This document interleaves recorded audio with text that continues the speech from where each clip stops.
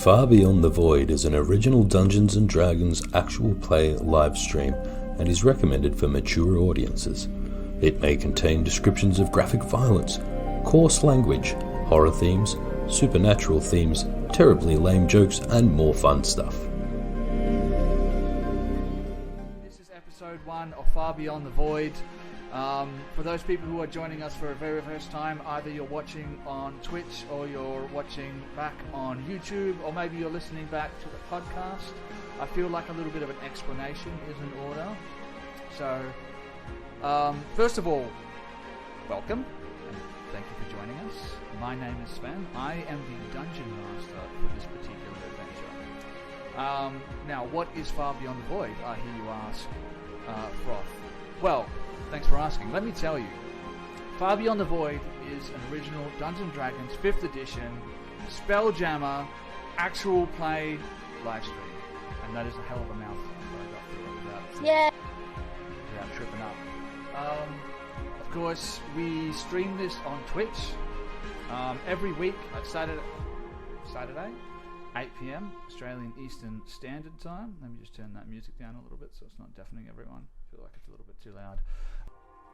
And of course, once we've done the live stream, I upload it to YouTube as well as the podcast version, which you might be listening to right now. So if you're listening to this and you're thinking, hey, this isn't as good a production quality as the podcast that I usually listen to, first of all, screw you. Second of all, it's a live stream. So you're getting Dungeons & Dragons as Dungeons & Dragons usually is played.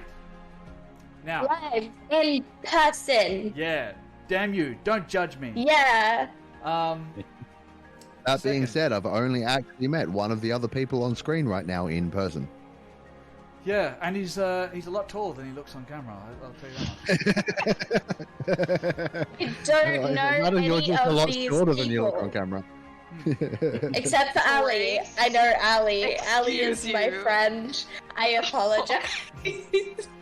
I think what you meant to say is I don't know these people as well as I would like. Is that right, Grace? Yes, yeah. That is better. Except for Ali, who is still a friend of mine. Maybe not anymore. You just dug yourself in even deeper. So yeah, what was I saying? Oh yes, of course, Far Beyond the Void. Far Beyond the Void picks up the story where we left off from last year with Out of the Abyss. So if you're listening to this is the first episode you're listening to, that's fine. You can keep listening or watching from this point onwards, and you will have a complete story to listen to or to watch. Absolutely no dramas. But if you want a little bit of extra content, then go back and listen to or watch Out of the Abyss. We have all the same players, we have all the same characters, so nothing changes, just the setting.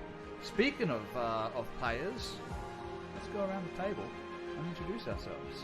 People who are watching or listening for the first time know what they're watching or listening to. So, who would like to go first? What I need here is I want you to introduce yourself, say your character's name and class, and maybe include something about your character's personality. I feel like we should roll for it. Leave the description to later. Okay, you want to do a roll? Let's do a roll off. Sure. Everybody roll me a d20. D20? Tell me what you get. I can do that. I can roll a d20, can I? Yes, I can do that. 2. I got a 2. 18. Looks like I'm going first. Oh no, 19. No, you are not. Alright, what did Verena get? I can't see that for some reason. 19. 19. All I right. didn't want to go first. So we're I'll going. do it. Alright, Alicia, Dranbalas, or Froth, sorry, then Grace, and then Patch. Yeah, sorry, I get these names mixed up because I don't see you as actual people anymore, I see you as characters. I see. This is the way. Indisposable. So mean. Except, you were indisposable before, but now I've got original character art made up for you guys. You're not indisposable anymore. But if you think, even for a second... No, now we are indisposable. Before we were disposable. Yeah, that's what I mean. Yeah, now you are disposable. Now you are indisposable. But if you think even for a second that's going to keep you from being murdered in a TPK, think again. Anyway, Alicia, would you like to introduce yourself to our Hi. friends? I'm Allie, or Alicia, if you want to call me by my full name. It's very professional. But I play Verena Whitlock, Lady Verena Whitlock, I should say. She'd be very offended. She is an artificer, battlesmith artificer, with her little companion Gadget. When I say little, he's medium-sized category, so not the little. But she is probably the party's face, as much as she'd like to think she is. And she probably considers herself a bit of the brain as well. But she spends all her time calculating everyone's deaths in the nicest way possible. Calculating everyone's death in the nicest way possible. Yes. Walk us through. How do you calculate someone's death in a nice way? Yeah. Well, you gotta do it behind the scenes so that the person you're planning to murder doesn't realize that you're planning to murder them. Oh, right. Okay. Yeah. Is that just in character, or do you do that as well as a player? I think a bit of both. Both. Okay. Yeah, it kind of depends on what happens in game. Yeah. As Well, to I mean, who takes over. I'm mostly focusing on other things, so I can't really keep too much attention on your actual camera feed. So if someone sees a death stare from Ali, please let me know. Anyway. Just keep seeing Grace disappear and reappear again. Yeah, I know it's driving me insane. I'm sorry about that, guys. Unfortunately, we live in not the most technologically advanced city on the world. So Wakanda, this is not. We make our I wanna internet cry. with sticks and rocks. So if Grace is having a little bit of technical difficulties and jumping in and out, you know, we'll just make it work. Be kind. Yeah, it's a crit and miss stream. What can I say? If you want technical brilliance, go somewhere else. It's all about the presentation here. And I've got to say, presentation is looking quite nice tonight. Speaking of nice presentation, is. Froth. G'day, how are ya? My name's Froth. I'm from Froth's Minis. I paint D&D miniatures and play D&D and just a bit of an all-round geekazoid. I'm playing the character Dranbalas, level 5 Dragonborn. Is 3 levels of Wizard in the Order of the Scribes and 2 levels of Cleric in the Tempest Domain. Alright. And I'm currently taking some notes that he needs to watch his back, and I'll pass that to him in-game out of concern from Alicia's most recent comments. Yeah. Please use your sending stones and send him a telepathic message to let him know. And I feel like between all the other characters, Dranbalas is probably closest with Verena. So I don't know if that's if that's a good thing or a bad thing for him. Well, he met Verena before he met the rest of the other party. Yep. But are we talking about personalities now? Is that what we're doing, or we're going to save that for a little bit? No. Give us a brief personality recap.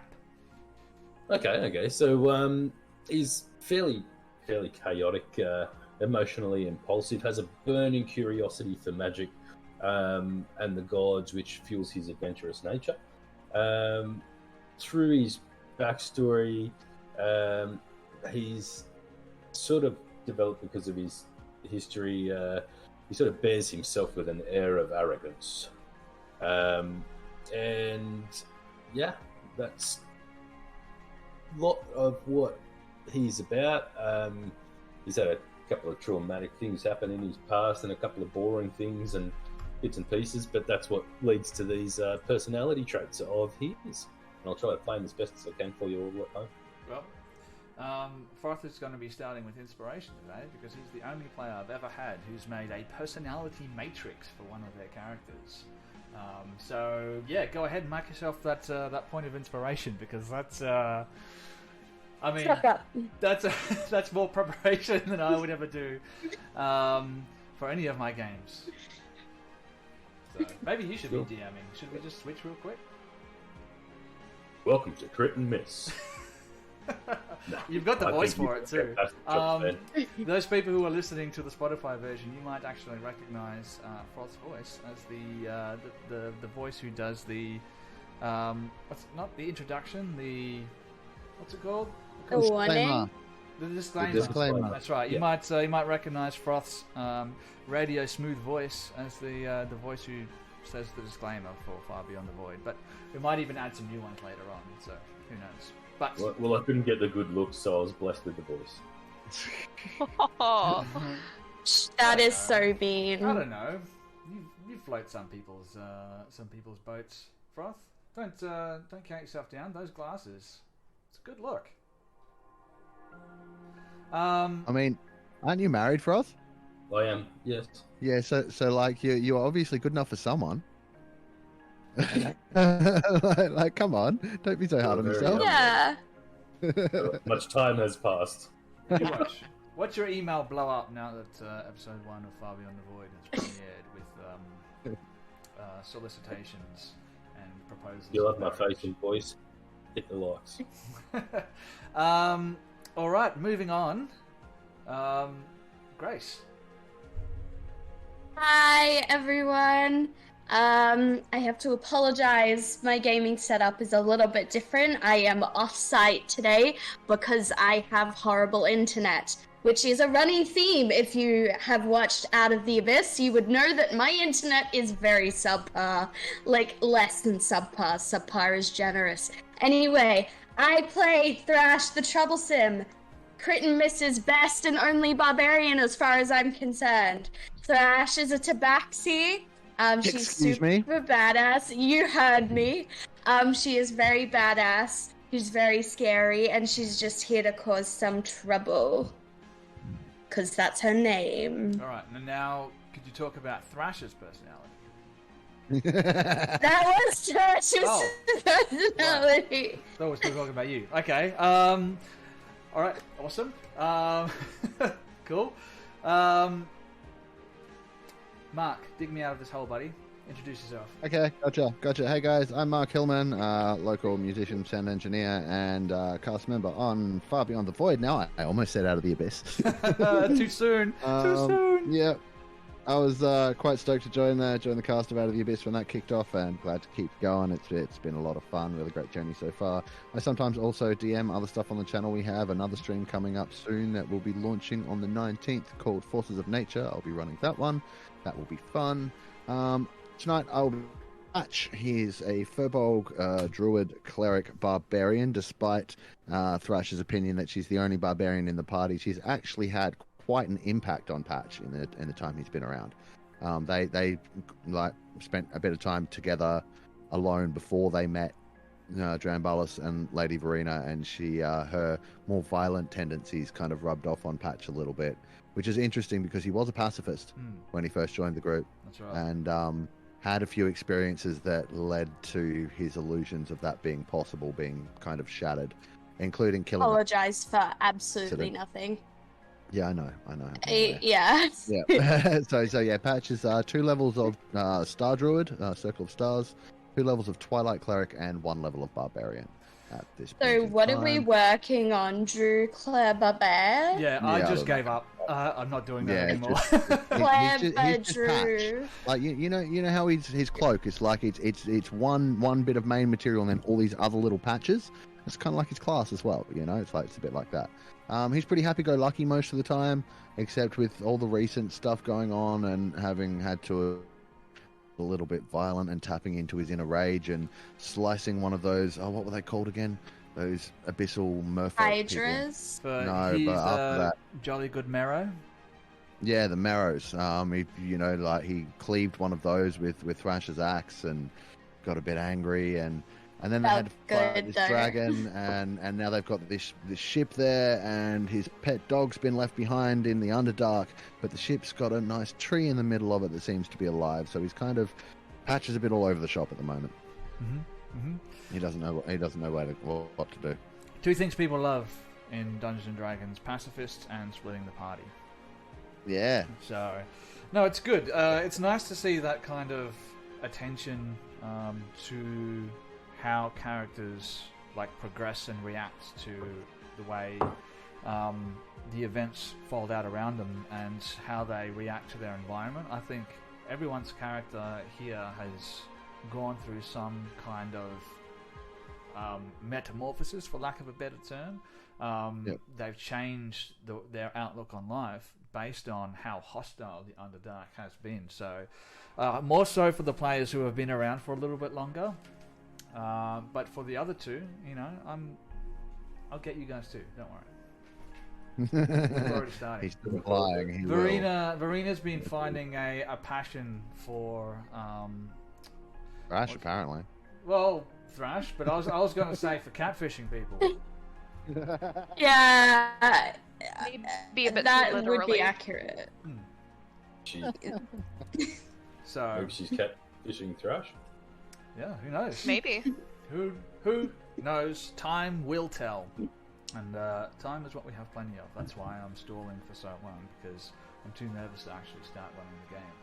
Oh. But Oh, that's our players. That's the characters they're going to be playing tonight, and for the rest of this year, hopefully, Far Beyond the Void goes for Very at ambitious. least a year. Oh, I think the stream will be going for that long. I don't know if we'll be playing these characters for that long. Yeah, No news. the stream has Thrash is longevity. living forever. Yeah. Your characters do not. To be fair, I'm the only one that's actually had a character die in this campaign. Yeah, that is Yeah, fair. I've survived Gadgets this died a entire few time. times. Yeah, but gadgets. I have every Not Jack has intention real. feelings. of killing the rest of you. We'll get to that. This is Far Beyond the Void. The gloves are off. Out of the Abyss is over. There's no more padding for you guys to fall on. Look, not to hurt Gadget's feelings. I think Gadget's amazing, but like when you can bring Gadget back after a long rest, Gadget dying Loses its kind of isn't the same as mortality, one of sort us of. dying. Yeah. Like it's I agree. also You long remember as what I was live. saying before about the murder? Do we want to examine Patch's mortality? Yeah, You can try. yeah, I would like to Yeah. examine Patch's can- mortality. Certainly try. You wouldn't. You wouldn't. There's no way. You wouldn't.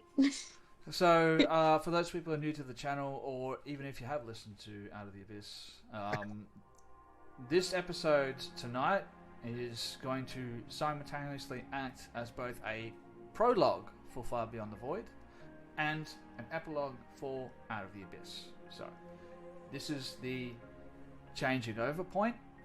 For those people who listen to the RSS version, there will be a link to the new RSS in the description for this episode in Out of the Abyss for Far Beyond the Void. And there will be a new playlist on YouTube that will be easy for anyone to find. For those people who are watching on Twitch, nothing changes, so nothing to worry about there. A couple of other things, a couple of housekeeping things we have to go over before we actually start the game. Bear with me, guys. We'll actually start playing pretty soon. For 2023, Crit and Miss is very proud to announce that we have partnered up with both Hermes D&D Services and Evan Winston from DrawingsandDragons.com. They are our new affiliate partners. What does that mean for you guys? Well, very simple. If you subscribe to Crit and Miss Role Playing Games on Twitch, you type in the command !discard into the chat right now, you will get a discount code for Hermes D&D Services and for DrawingsandDragons.com. You will get 10% off all of goods and services at HermesDnd.com.au and 15% off art commissions from Evan Winston. Just head over to DrawingsandDragons.com. It has all of his contact details over there. There we go. And I think that pretty much covers everything. We do have a couple of house rules for those people who are watching or listening, haven't listened to one of our streams before. I didn't write this down, I probably should have, so I'm going to forget a few. But a couple of house rules that we like to play with, or that I like to play with. We use an optional flanking rule, but instead of giving advantage, flanking with an ally will give you a +2 to your 2 hit. All right, instead of advantage. I just like doing it that way. It balances things out a little bit nicer while still giving a little bit of incentive for people to tactically position themselves around the battlefield. The other one is when you are either attacking with a reach weapon or firing a ranged weapon, making a ranged attack, whether that be a ranged spell attack or a ranged weapon attack, you will suffer a -2 accumulative penalty to your 2 hit, only up to a -4. So if you're shooting through 1 ally space, you take a -2 to your 2 hit. If you're shooting through 2 ally spaces or more, you will suffer a -4 penalty to your 2 hit. The other one that I am a bit wishy-washy about... Do you expand that to include reach weapons, or has it always done that? No, it's always been reach weapons. This is we never really used it. No, yeah. I also like to use just a little bit of a system when we're doing skill checks. What I like to do is apply complications to skill checks that fail by 5 or more, as well as the opposite of that for skill checks that succeed by 5 or more. So if they fail by 5 or more, they'll get a bit of a complication into what's happening, and if they succeed by 5 or more, they might get something a little bit extra. Whatever that is, that's up to the DM's discretion. And on top of that, should they fail a skill check, they can then choose to push that skill check. But what they need to do is first describe what they're doing differently, and second, whether they... it doesn't matter how much they fail by. If they fail, there will be a complication. So they have to use that with, you know... I have to really think about it. We'll put it that way, because the complications can range from anything from you lose a lockpick to a dragon immediately and irrevocably eats patch. So could be anything. DM's discretion. No. And on that note, for those people who are D&D 5th edition rules purists, I'm sorry, I don't want to alienate anyone, but this is probably not going to be the stream that you're going to be wanting to listen to, because I like to play a little bit fast and loose. Rule of cool, rule of fun is always the most important thing here. And one thing that we've sort of adopted is I quite often allow players to get away with a little bit extra if they give me their inspiration. Not naming any names. Finger pointing. Gets finger pointing. Gets absolutely nothing to say. I'd just like to say to all of those people who like to be rules Nazis that you need to remember the golden rule. I mean, I remember reading this in the 3rd edition book in high school. It's in a 3-way? No, that's a different book. Yeah. No, the DM is God. The DM's word is law. That means whatever rules the DM decides to put in place are the rules. They're not homebrewed. The DM gets plus 100 they are to the their rules rolls. for that game, because the DM is the rule maker. The book is just a guide, and it's written in the bloody book that that's the case. Yeah, So anyone who wants to go, That is true. No, the rules are just a guide, man. The book itself says so. And as If much you want as to be I rules like, is written, that's what it says. as much as I like being compared to a deity, I will say, of course, that I want my players' input as well. If I say something that is wildly unfair, I will always listen to what the players have to say, and then shut them down immediately and irrevocably. But I always I'll vouch for listen. that. So I think that's fair. And one more thing before we get started: if you're watching live on Twitch, which is the best way to consume this particular content, you can redeem Critcoin. What's that do?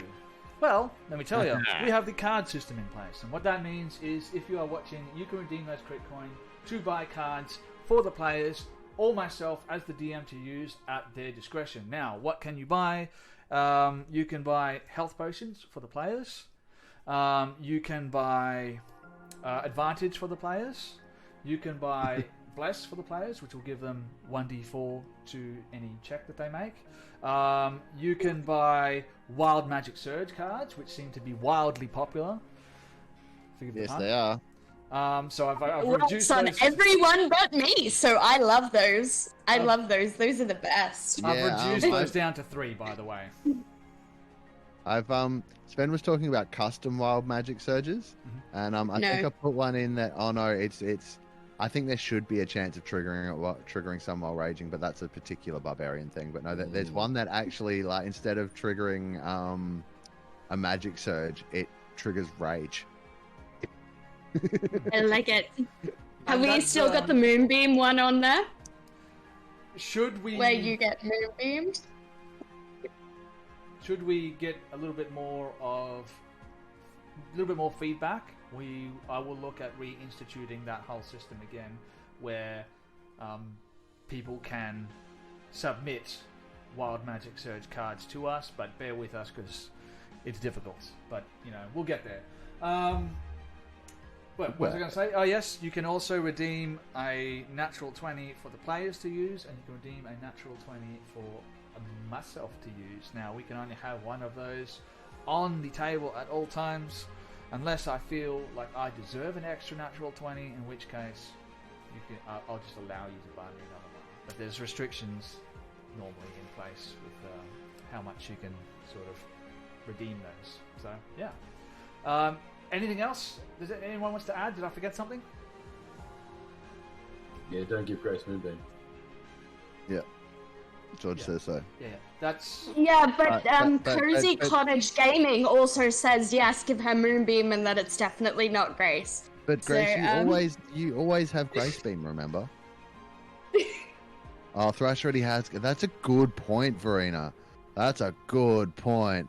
Shut up, Ali. No one asked your opinion. Look, if we have to ask Aaron Richard to draw another set of ears on top of those ears, I will absolutely do that. Yeah, 100%. Oh my god, that would doing be Grace the Beam. Yeah. Speaking of which, I should point out for those people who are watching, the character art that you can see up on screen right now, as well as the ones that I shared earlier on Instagram and Facebook, all done by our good friend and amazing DM, friend of the show, Aaron Richard. You may know him as at D&D Valiant Odyssey from the Valiant Odyssey podcast. He is the DM for the Valiant Odyssey. He's a cool guy, supporter of the show, and if you want character art like this made up, I think he still has a few spots open right now for commissions. So send him through a message, and you can get character art made like this. And I've got to say, he's outdone himself with these ones. These are amazing. Yes, we love them. So cool. Did a great job. All right. Anything else? Or shall we start playing some Dungeons and Dragons? Oh, Please, sir, can we play Dungeons and Dragons? All right. More? I'll allow it. Thank you. Do I have to give you my inspiration? You do. And But- Mark's inspiration too. I don't have Oh it. yeah, I'm sure. All right. Well, you own Yeah, it. sure, Minus inspirations. You go into negative inspiration. Let's do this. Who's ready? Yep. I am. Good. All Ready. right. Always ready. I'm not. But hey, let's Oh do it no, anyway. I'm scared. We open up to an idyllic scene. Perhaps too idyllic. As the golden rays of the setting sun reflect off the snow-capped peaks that encompass a quaint farming village, the birds sing their twilight songs as we pan across to see a majestic oak tree. From its outstretched branches hangs an array of glass baubles that gently sway in the breeze, catching the light of the setting sun and casting a dazzling rainbow of colours that dance playfully across the town centre. We focus on one of those glass spheres as it swings and twirls in the wind, and we zoom in. As we get closer, tiny imperfections in the crystal ball come into focus. And with the light of the setting sun, it gives the distinct illusion of a tiny galaxy caught in the never-ending push and pull of cosmic forces. We continue to zoom in, and each one of those little lights starts to take a luminescence all of their own.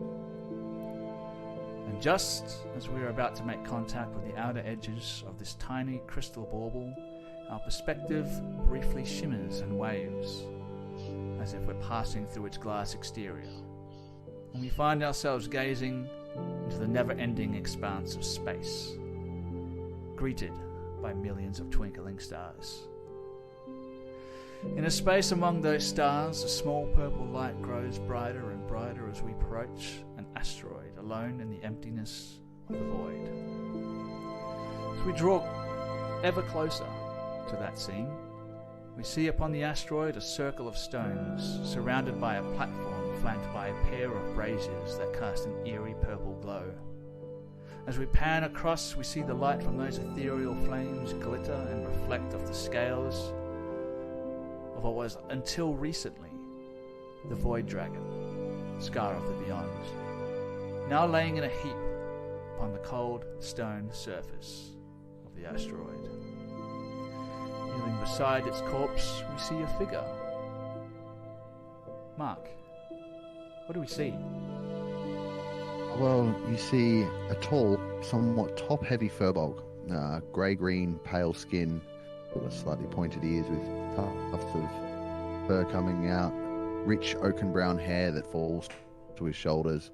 He's like kneeling over the thing. His cloak is wrapped around him. It's dark coloured, but it's like got vibrant coloured patches all over it where he's stitched up holes.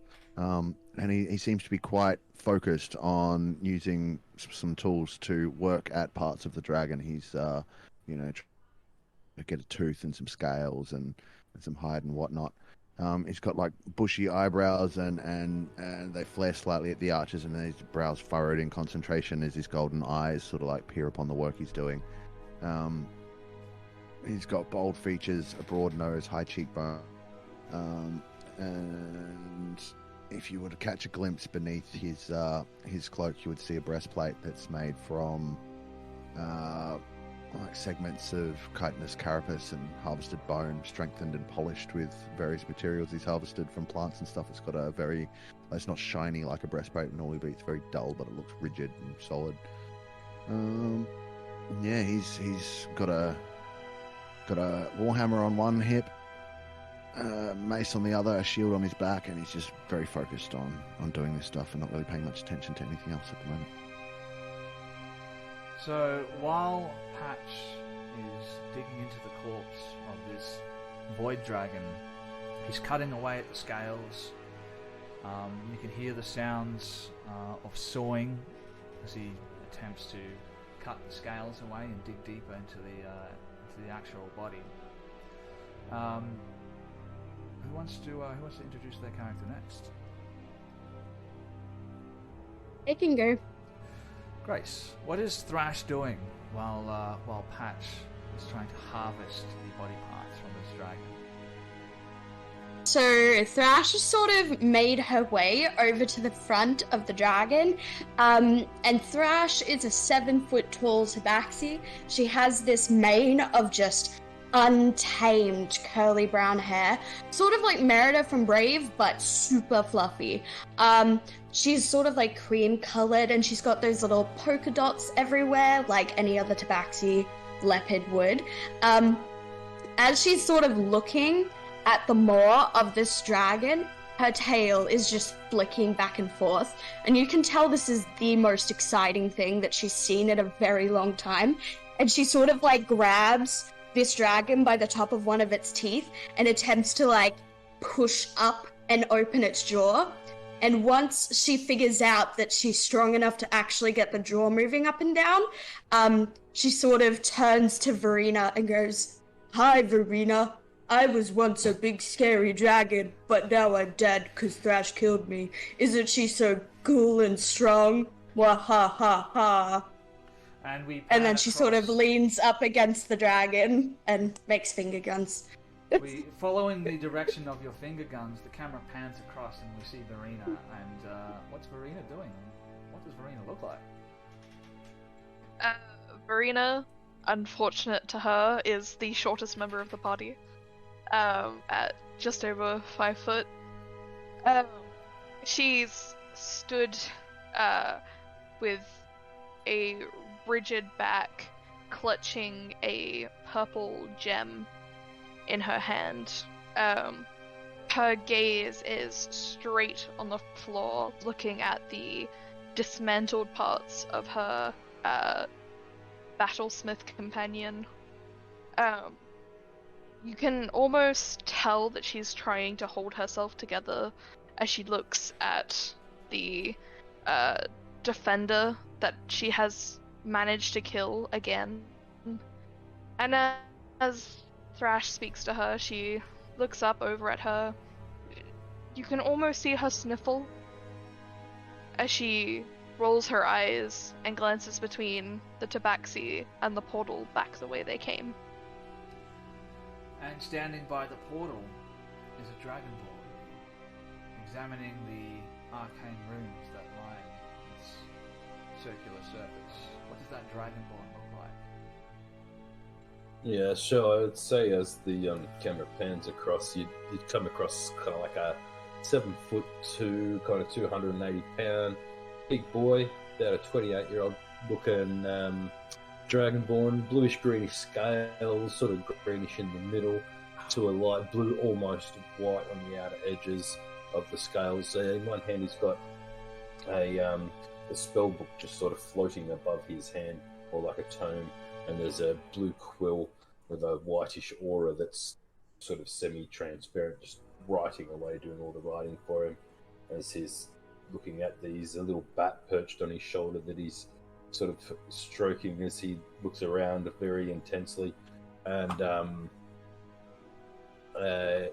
this sort of electrical energy coursing sort of between his scales, and you can just sort of see a light glow underneath the scales and between the scales, sort of coursing around, moving around his body into his spell book and back through into his stuff as he moves around and notices Verena rather upset about her companion, looking across and says, you know, I may be able to try mending that for you. Can bring them back together, that's no issue. It just is painful to watch it happen time and time again, and it's only started happening since you guys came into my life. Okay, here's an idea. And you know, I'm just spitballing here. How about you make it stronger? I mean, if it was less wimpy, then maybe it wouldn't die. Just a suggestion. I don't know. I mean, like, and Patch looks up, looks over his shoulder, still continuing his work. It's not like it's alive or anything. Settle down. Would you rather I kill Bark so you can resurrect him, and then kill him again so you can resurrect him? It's quite the same emotional attachment. A living creature. So it's not like your guy's actually dying. He's always there. You know, you can just go bloop and it's back the next day. It's not like when it dies, it's gone. Speaking of the furball, are we gonna go back? Because I kind of like that dog. Well, I was hoping we had the time to do that after I'm done here, yeah. And maybe Jim Jar, too. Well, why don't I just go back and get them? As by my calculations, they're probably paused back in their own timeline. So, what I'll actually do here is I'll get the first two rolls for 2023 and for Far Beyond the Void. Let's start with an Arcana check from Dranbalas. Alright. Wait. Take a little bit of time to study this shimmering silver portal. Coming right up in one moment. 26. Oh, nice. 26. You know everything Bada about bing, this bada portal. boom. You know its parents, you know its family lineage. You know what it You likes made to this portal, you bitch. Its nickname is Jeff. So yeah, you've had a little bit of time to study Jeff the portal, and what you've discovered is the portal sort of acts as a two-way portal. Now, the portal on this side always remains open, but from the other side, you understand that the portal must be triggered to open up. So you can always travel from this side of the portal, from the asteroid upon which you stand, back to the tomb of the Night Warden at any time. But you know that once you do so, at some point, once something is triggered, you're not entirely sure what, that portal from the other side will close, which isn't a big problem for you because you already know the sequence from which to open up the portal. So, you know that you're not in any great rush because the portal's not going to close from this side. Alright? So, given that you have a little bit of time, Patch, I'll get a survival check from you. No worries. Incoming. 20, dirty 20. A dirty 20? Ooh. Alright. Yeah, I would be focusing on trying to get one tooth and hopefully enough scales and hide to make some semblance of some armor with some work. Alright. What I will say is you will roll a d12 for me. I'm going to say that you need at least 10 scales to make a piece of armor. I get 7? You get 7. So you're well on your way to making a piece of armor. Now these scales, because they're coming off a void dragon, they're a little bit different than what you're used to. They sort of have like a dark sort of tinge to them, but they're also almost iridescent, reflecting a very dark blue sort of hue. And one thing that you understand while you're harvesting the scales is this dragon used to be a lunar dragon, but was somehow changed and corrupted. Interesting. And it's very strange when you touch the scales.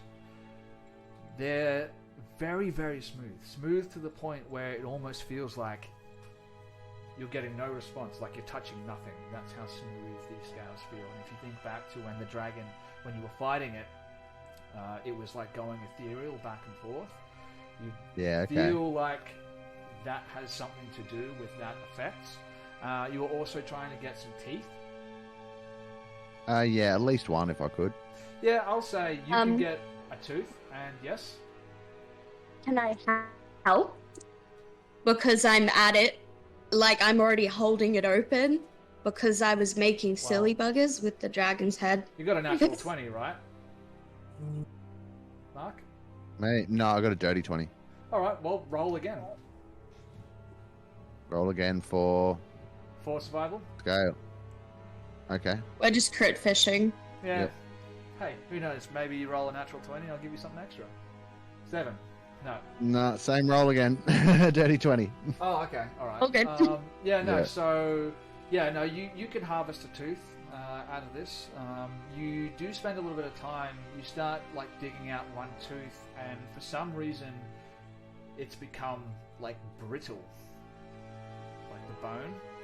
So a couple of them actually break while you're trying to get these teeth out, but you do actually manage to get one. And is that one brittle as well? Like, you would say so, yeah. So you have to be fairly careful with this thing. Something has happened after the dragon not died making a dagger out of that then. that has caused this to become brittle. But who knows? Maybe it has some type of alchemical component or something. Cool. Maybe you can grind it down. But you also can, if you want to, harvest a couple of vials of the dragon's blood. Now, as you're cutting away the scales and pulling out the teeth, you see some of the blood sort of spill out from where you pulled the tooth, and it starts to pool on the icy cold surface on the asteroid upon which you stand.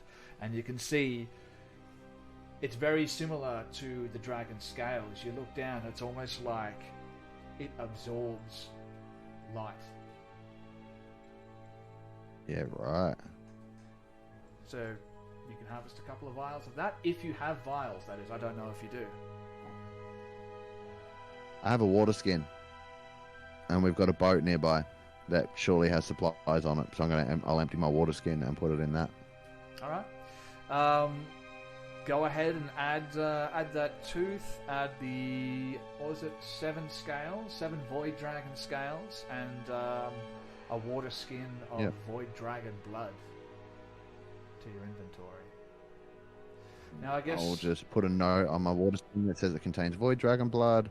And yes, otherwise I have the other things added. We are blood scale with its tooth. that takes a fair bit of time to do all of this. So while that's happening, Verena and Dranvalis, what do you want to do? Ladies first. I guess I'm gathering up as many pieces of gadget as possible, putting them in the little compartments and bags I have to try and keep as much of this gadget as possible. And then I will wander my way over to the portal, kind of sizing it up, contemplating the pros and cons of staying on either side. So, the stars surround you, and it must feel like disorienting to be standing on this asteroid surrounded by a field of stars, and in front of you there's this circular construction, a portal. It stands about 15 feet high, something like that, and then the center of this circle is filled with this shimmering silver energy that pulsates and glows. And Dranvalis and Verena, I imagine you're walking towards this portal, and the light sort of reflects from Dranvalis' scales as you approach this portal. She's going to turn to Dranvalis, kind of look between him and the portal and back at him, and say, "What would you do?" I'm not sure that I am the best person to ask this one. I mean, you're second to best intellect among us, so I guess I have to accept your opinion.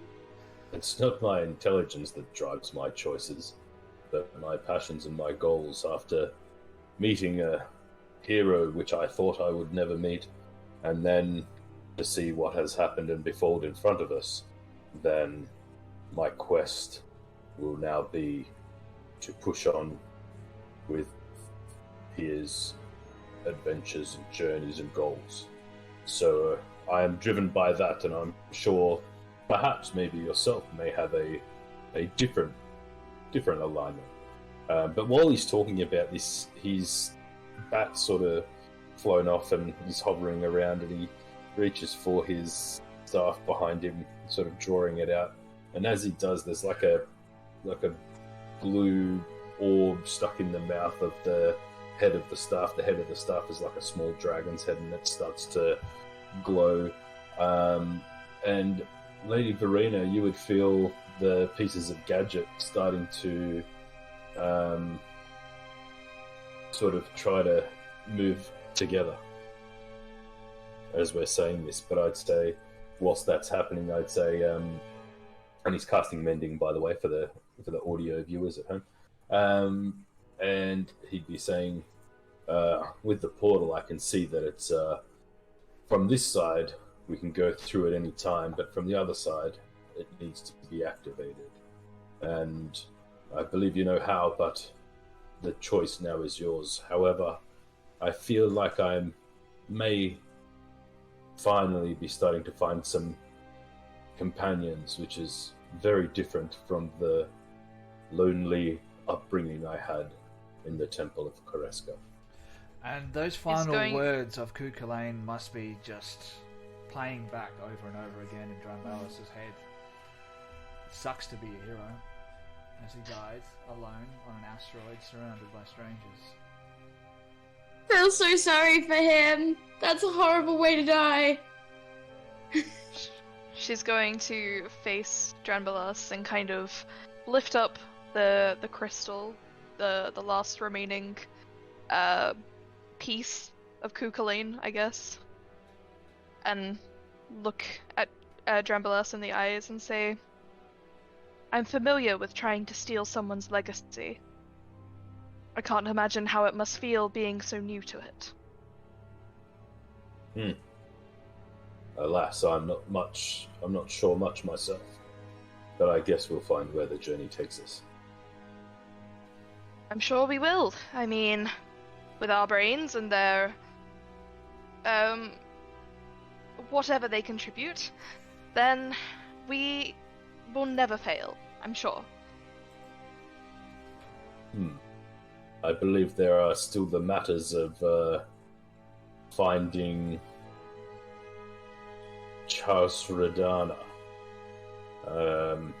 But hopefully we may be able to perhaps somehow make contact with the gift first. Of course. And if you're all set on staying on this side of the portal, as much as I mildly protest, I will lend a hand or four when we get that ship we were promised. Patronage will be always greatly appreciated, Lady Verena. And I too I'm await sure. this ship. Can we see any ships around us? Yes, actually, I don't need a deception check or anything like this. You can see far off now in the distance what I described to you earlier, the ship approaching you. I'll give you a little bit of a recap on what that looks like when I find it. Alright, so as this vessel approaches, and it's approaching very slowly, you can tell you've probably got a couple of hours before this thing's actually going to arrive. But it looks remarkably similar to a 17th century brigantine. It has like a long, slender bow.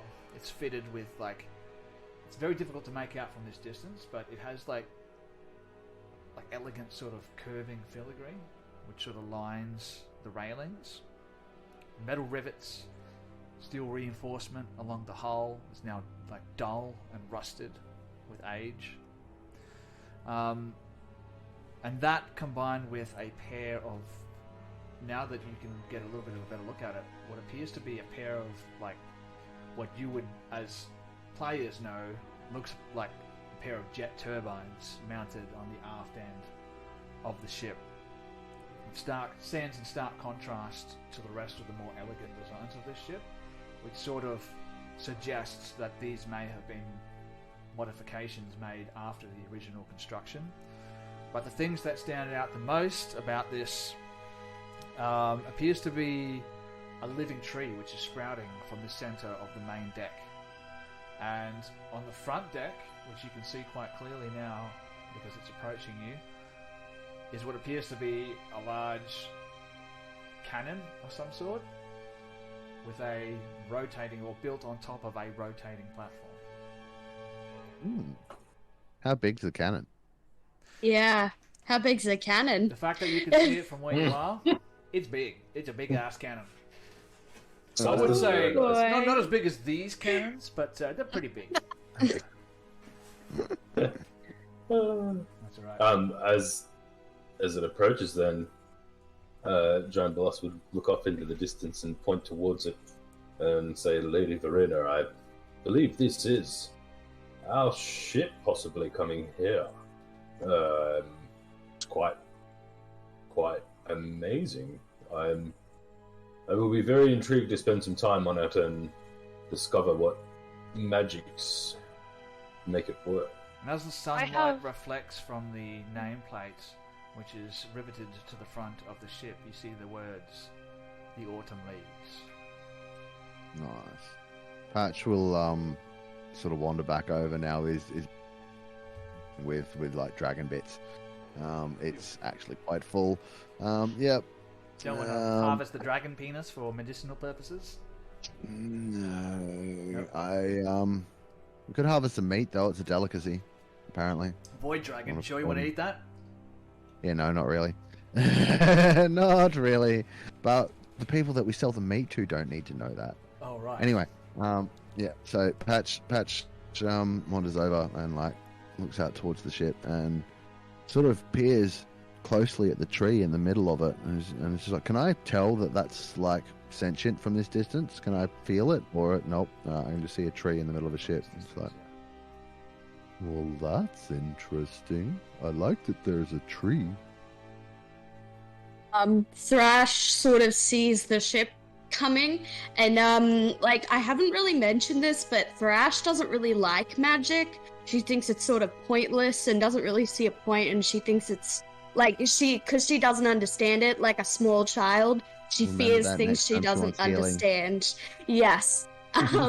Healing magic is okay because she'd be around that, but she fears things she doesn't understand, and magic is something that she just can't comprehend. And the ship's sort of coming towards her. She's like, guys, what the fuck is that thing? It's a boat, but it flies, and it's also a tree. I think that's our ship. The marked No. improvement on our last boat. Yeah. Nah. I have this thing against boat tree ships. What do you have against boat tree ships? It's a boat tree ship. Need I say more? Yeah. We all actually seen boat tree ships. I haven't ever need to see a boat tree ship. Why should anyone ever need to see a boat tree ship? That's the Well- point that I'm trying to make. It's a boat flying tree ship, for fuck's sake. Boat Tree Ship, according name to- of the episode. Yeah, love it. According to the other Dranbalis over there, I forgot his name. I'm sorry. The one that died. Yeah. Why are this we is the- taking advice from a dead dude? Just remind me. Just, he's he dead. said that this was his ship, and it let him travel through the. Was it the? You know, We're taking advice from the dead guy.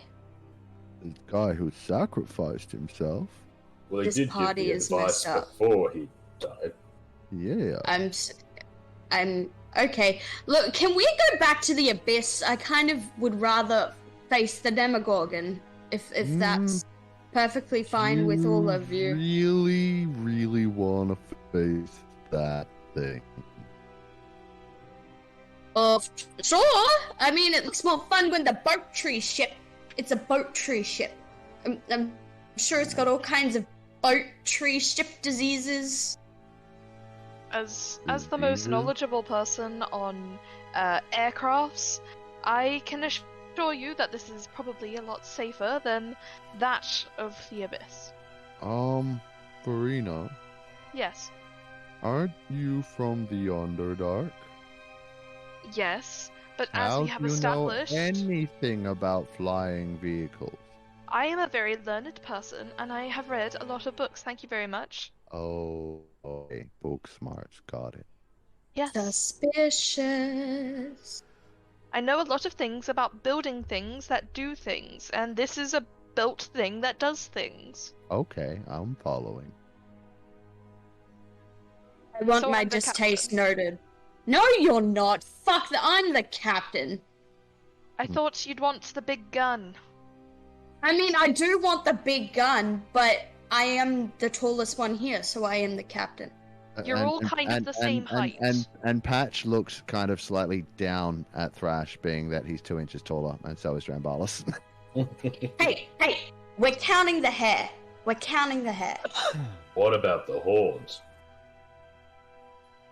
That That's is a good crackers. point. Drambalis is the tallest. I am the second tallest. Patch is the third tallest, and Verena is very, very small. Drambalis is the captain.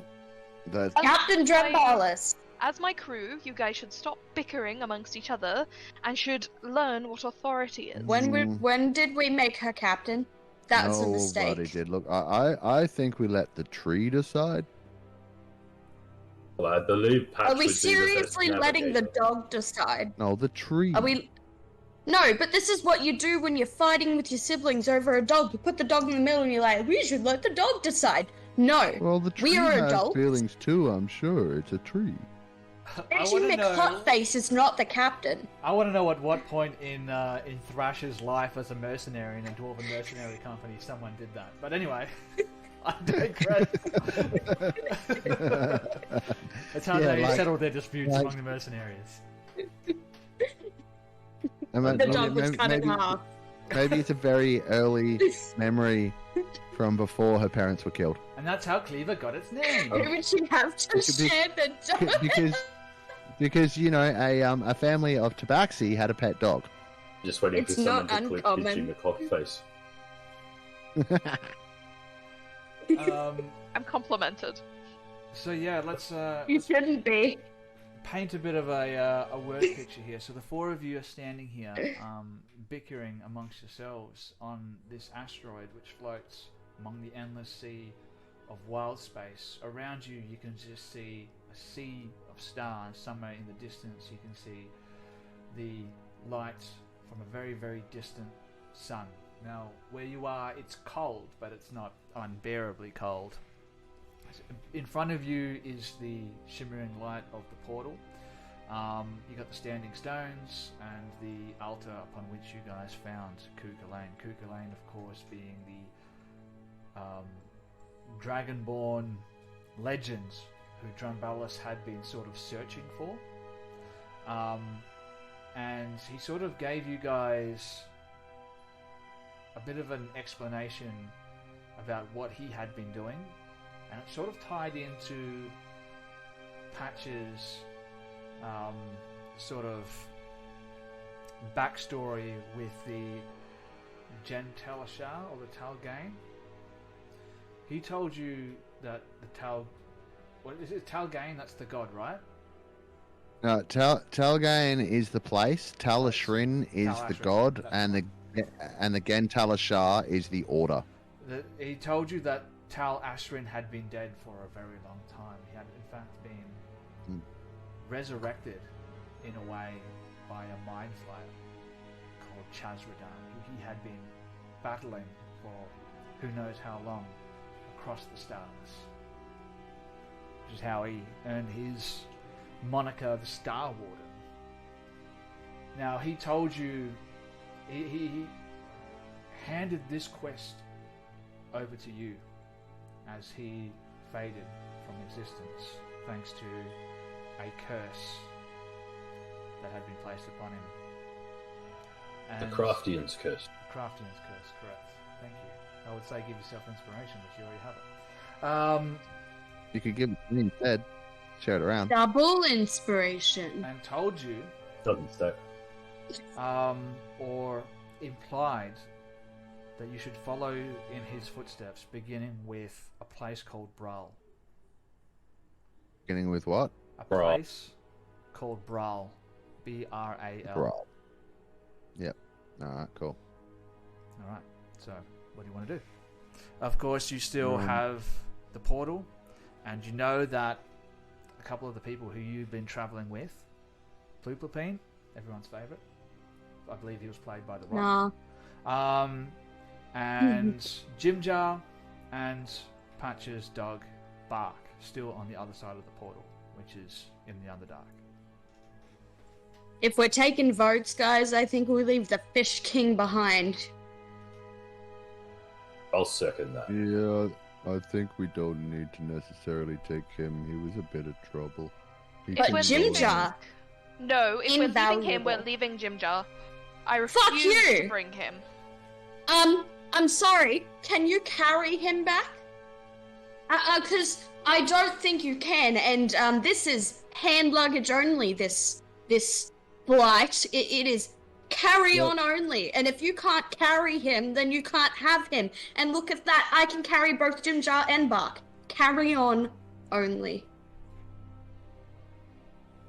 I believe Look. it was one item of luggage per passenger. I'm I sure am- I can carry my own dog. Yeah. Bang. Look. I need to do something about Tal Ashryn. That ship's our means to do so. And I'm pretty sure Dramballis wanted to follow in the footsteps of his hero. But we can't leave.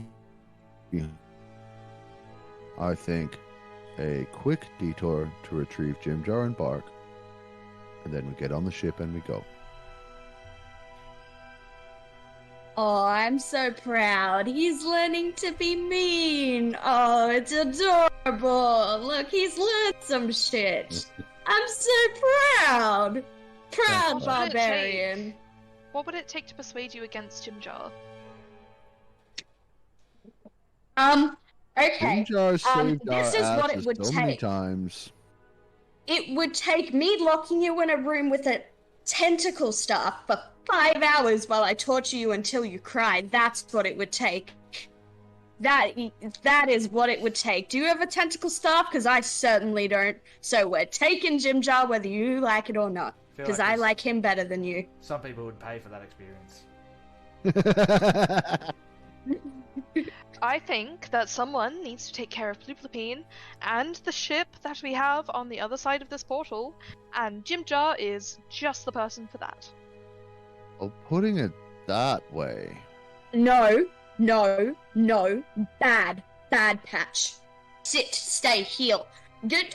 The adults Excuse are me, talking. I'm not Bark, and I'm probably older Woof. than you. She turns to Verena. She's like, we are not leaving Jim Jar behind. I swear to fucking God, we will bring Pluplapine, but Jim Jar is coming. Deal? And she spits on her hand and shoves it out to Verena. Could I make another thing that might resolve all of this? How about What? we leave it up to Jim Jar whether he wants to come with us or not? That He's sounds great. coming. No, No, let's no. leave it up to a No, person no. so they can have some autonomy. Fuck I mean- autonomy. He's coming whether he wants to or not. He may not want to leave the Underdark, like it's his home. And we're coming back with a pretty crazy story. He might just be like, fucking bye, guys. Fine. I We'll suppose see. we'll ask him before we kidnap him. Probably a good idea. All I'm saying. Yeah. Okay, well, shall we? I Or don't should see we- why or- not. Or should we, John Ballas, can you Yes, tell Michael. with your studying of the portal, what if there's any difference in the movement of time between there and here? I'll roll over that check that you did earlier, Joan Barlas, and I'll tell you that, no, not really. Time is probably moving at the same pace. You get the feeling from the arcane inscriptions that you read, which were in fact in whatever dragons speak, Draconian. They seem to indicate that you are still within the same... You don't quite understand. It uses terminology that you're not familiar with. It says same crystal sphere. What that means exactly, you don't know, but it would lead you to believe that probably there's not much of a time dilation. Because one thing we do need to do before we really go anywhere is perhaps have a rest. I don't know about you, but I'm feeling a bit tapped out after that fight. That's a good point. I am kind of feeling a little spicy. So maybe we have a rest on the ship, have some sleep. Probably safer on there than on the ground here or back in the Underdark. And then we go and see what's happening with Jim Jar. Yeah, but I'm it's gonna pretty take a sure couple they'll- of hours for the ship to come. Thought it was right there. No, he said off in the distance, and it's gonna take a couple of hours for the ship to Right. arrive. Okay. I listen. Well, Give yourself inspiration. What? I already Well, have then- inspiration. Does it stack? Take it away and then give yourself a new point of inspiration. love it.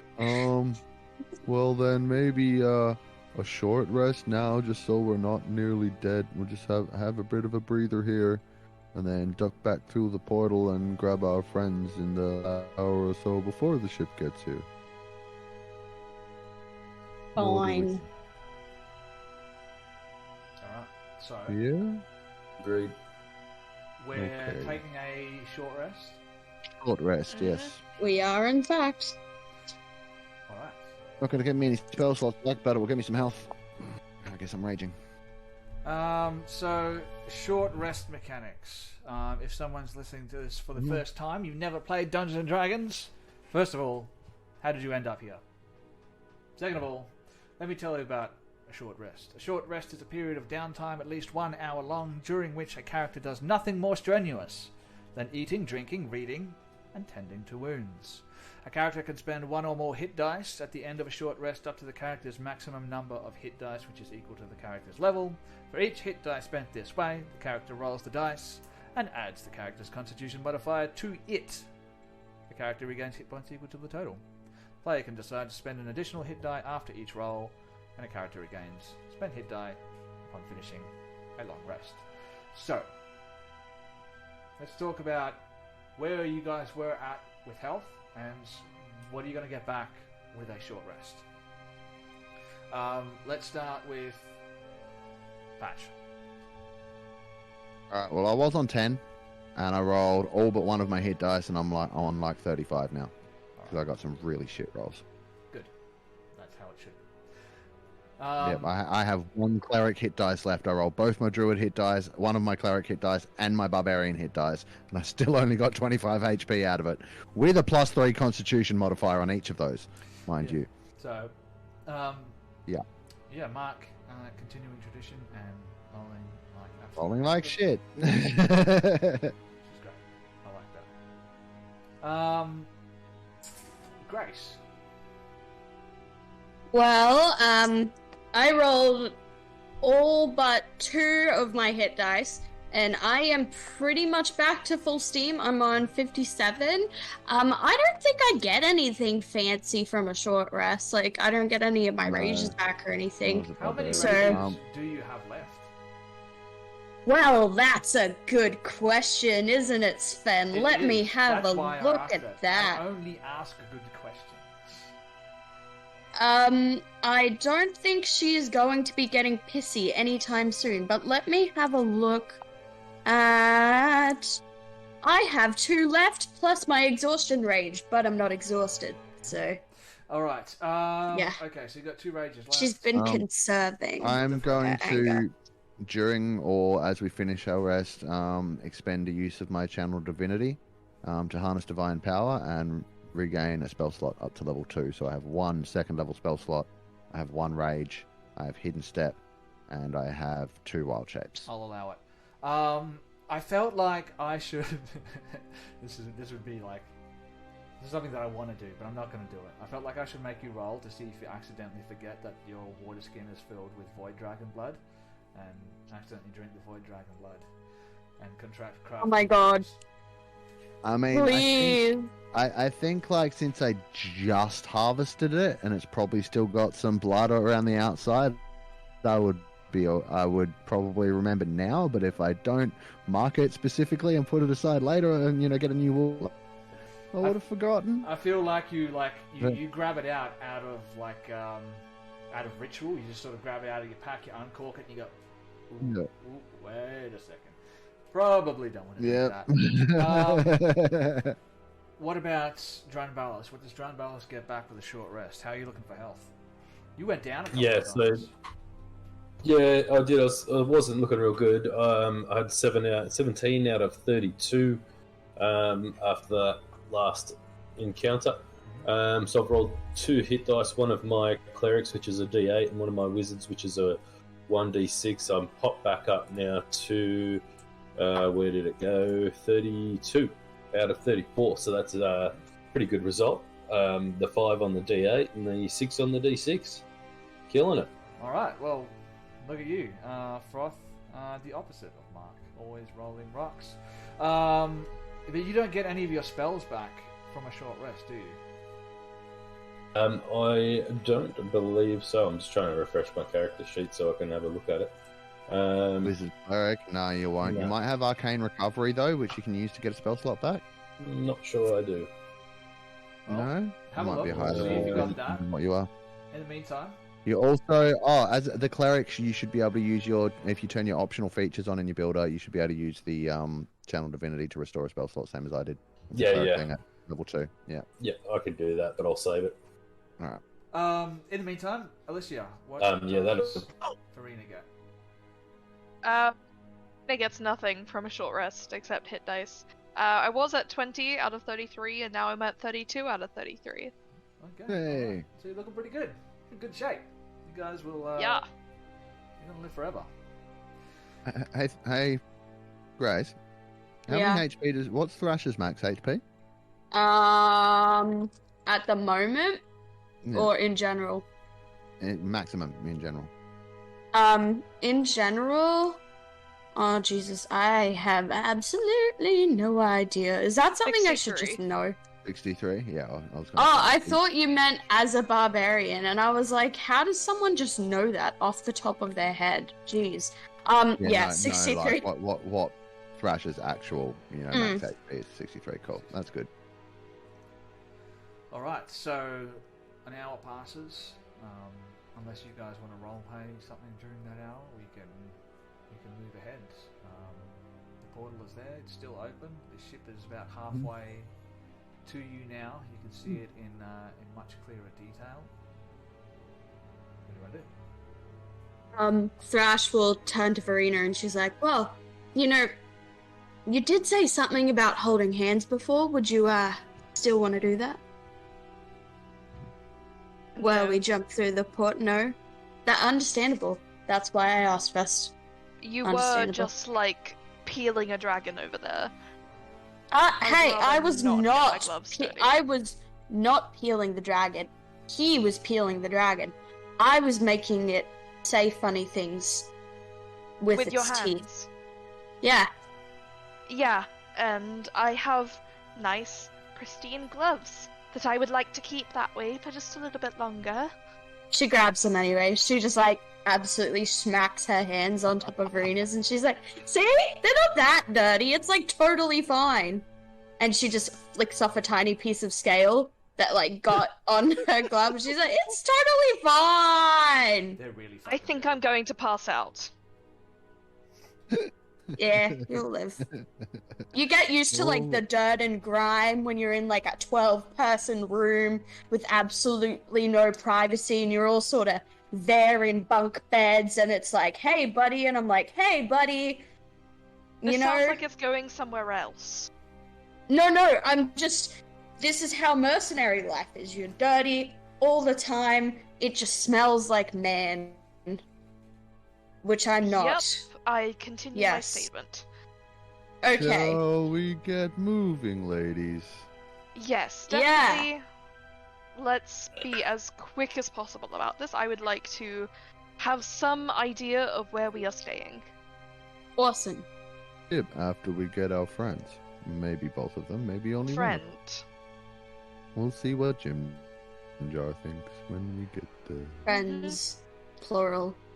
As in more than one. Plural. And Thrash does not let go of Verena's hand.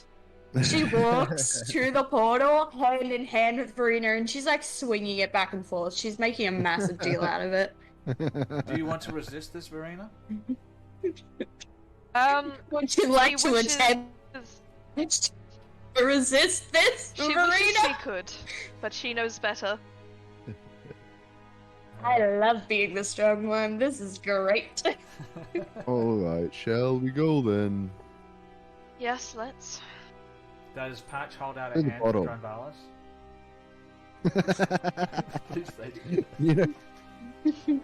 You know what? Yes.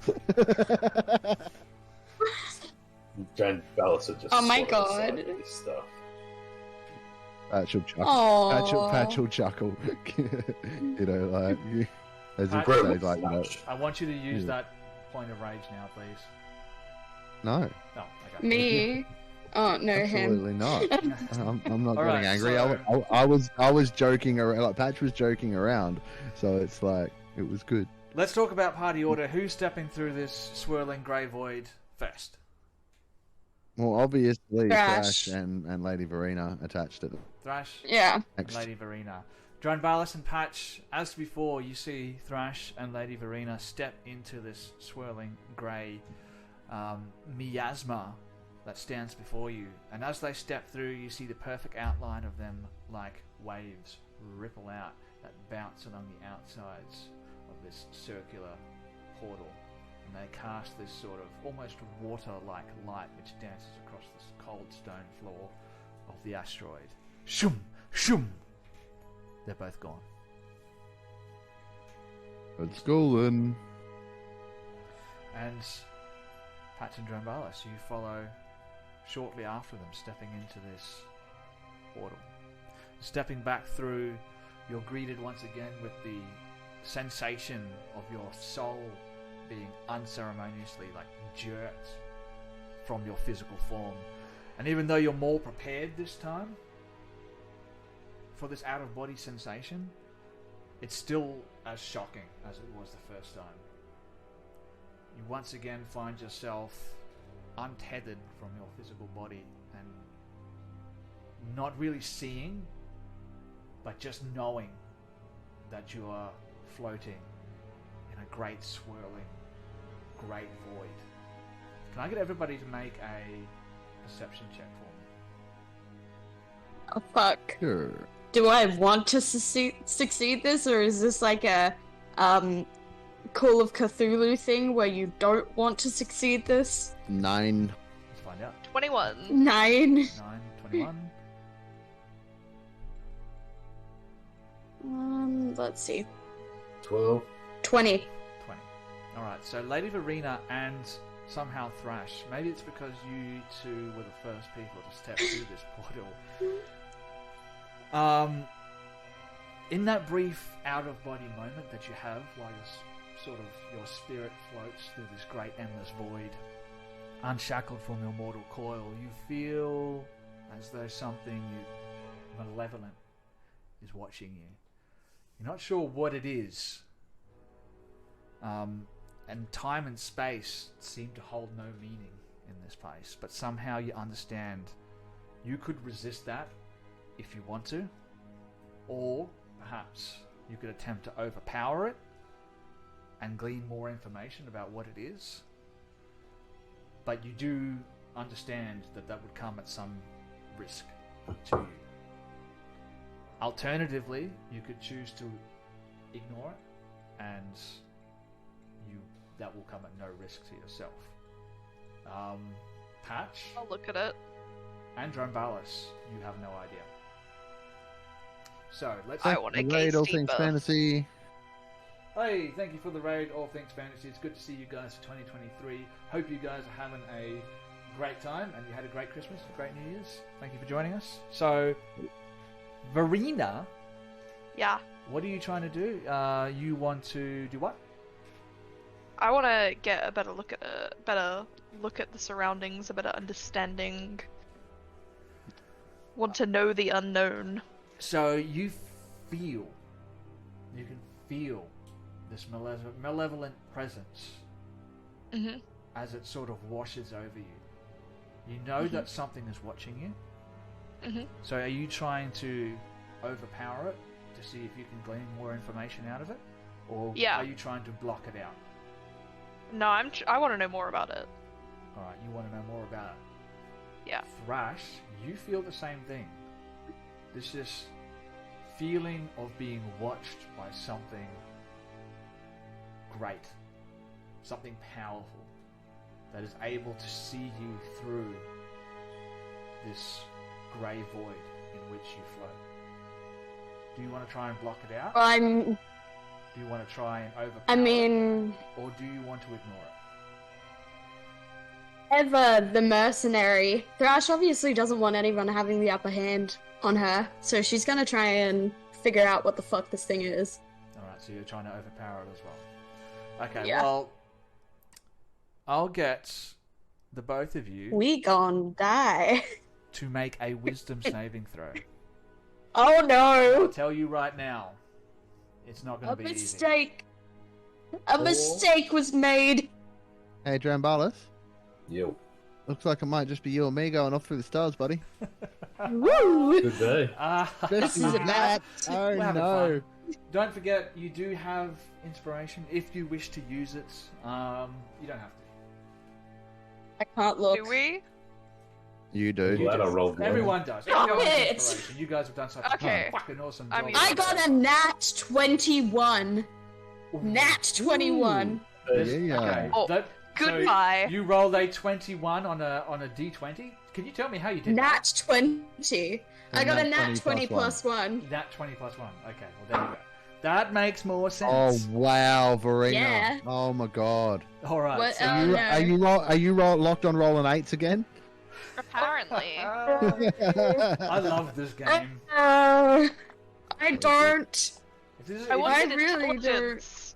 if you're not playing Dungeons and Dragons in 2023, get the hell out of here. What's wrong with you? So, Thrash the Troublesome, you got a 21. Lady Verena Woo! with a gentleman's 8. 9 or an 8. All right, let's talk about that. Let's start with Thrash. Yo, the smart one. Let's start with the smart one. What do I have written down here? There we go. So you focus inwards, and you sort of focus on your spirit. And you're able to steel it against this alien influence. Determined not only to push back, but to force your way through its defenses. And pain racks your spirit. Nice. Can I get you to roll a d8 for me? I don't like this. I like it even less that he's making me roll for things. Oh, 8. Is that good or bad? I want you to be responsible for your own fate. So you take 9 points of 8. psychic damage. Oh. Oh, the With a worst success. kind of damage to take for a barbarian. Okay. As you throw your That's consciousness across the void, following the malevolent tether, trying to follow it back to its source. As you do so, you understand somehow that whatever it is wasn't expecting your response, and you sense the entity almost scrambling to try and re-establish the psychic defenses. But in that brief moment, in that flurry, you like a cascade of images appear before your eyes in a dizzying flash. It might take a little bit of time for you to be able to unravel what you just witnessed, but you know in your heart that you've been given a glimpse into something, into the very minds of your enemy. And you also understand that you just got extremely lucky by catching them off guard like you did. As you struggle to process what you saw, you suddenly find yourself standing back in the tomb of the Night Warden. Now, the person who travelled with you, however, is not so lucky. Verena, here in the void, you attempt to focus your spirit against the entity as it attempts to probe deeper into your mind. However, unaccustomed to the sensation of this out-of-body experience, you flail around helplessly, only succeeding in leaving yourself even more vulnerable, and the entity quickly takes advantage of this moment to push further into your psyche. Can I get you to roll 2d8 for me? This is gonna hurt. Danger, danger. Rested. It's 10. 10. So you're going to take 12 points of psychic damage as the malevolent entity forces its way into your very soul. You understand immediately your mistake as you can feel it dig through your memories. Flashes of the recent past swirl unbeckoned behind white-hot agony that racks your spirit, for it seems like an age. And as you step back through the portal, Thrash, you feel Verena collapse down to the ground as you're holding onto her hand. And shortly after, shoom, shoom, Patch and Drunbalis both appear as well. You see Verena probably holding onto her head, blood trickling out of her nose. What do you do? Well, Ooh, Thrash is good. instantly gonna bend over and, like, start, like, gagging and potentially, like, trying to stop herself from throwing up. She looks up at the guys and she's like, I did not like that. That was gross.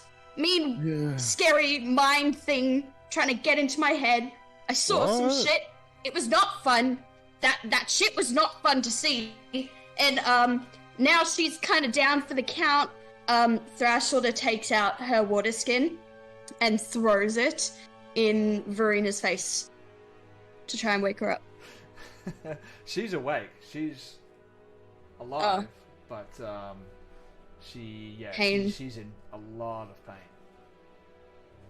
Yo, you all good down there, my dude? Marina's just gonna like stand up, trying to bear as much pain as possible without showing it on her face, and is just gonna keep walking. Okay, well, we're gonna take that as a yes, as a heck yes. Okay. Off to get our friend. Yay. And then Thrash sort of turns around and starts, like, hacking again.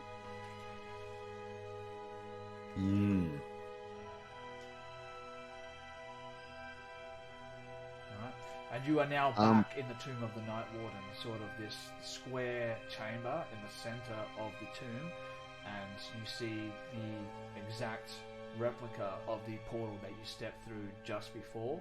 And as Thrash starts to leave the room, as she passes through the threshold of the doorway leading into this room, the one that had the runes, the draconic runes, written along the archway, you hear a grinding noise.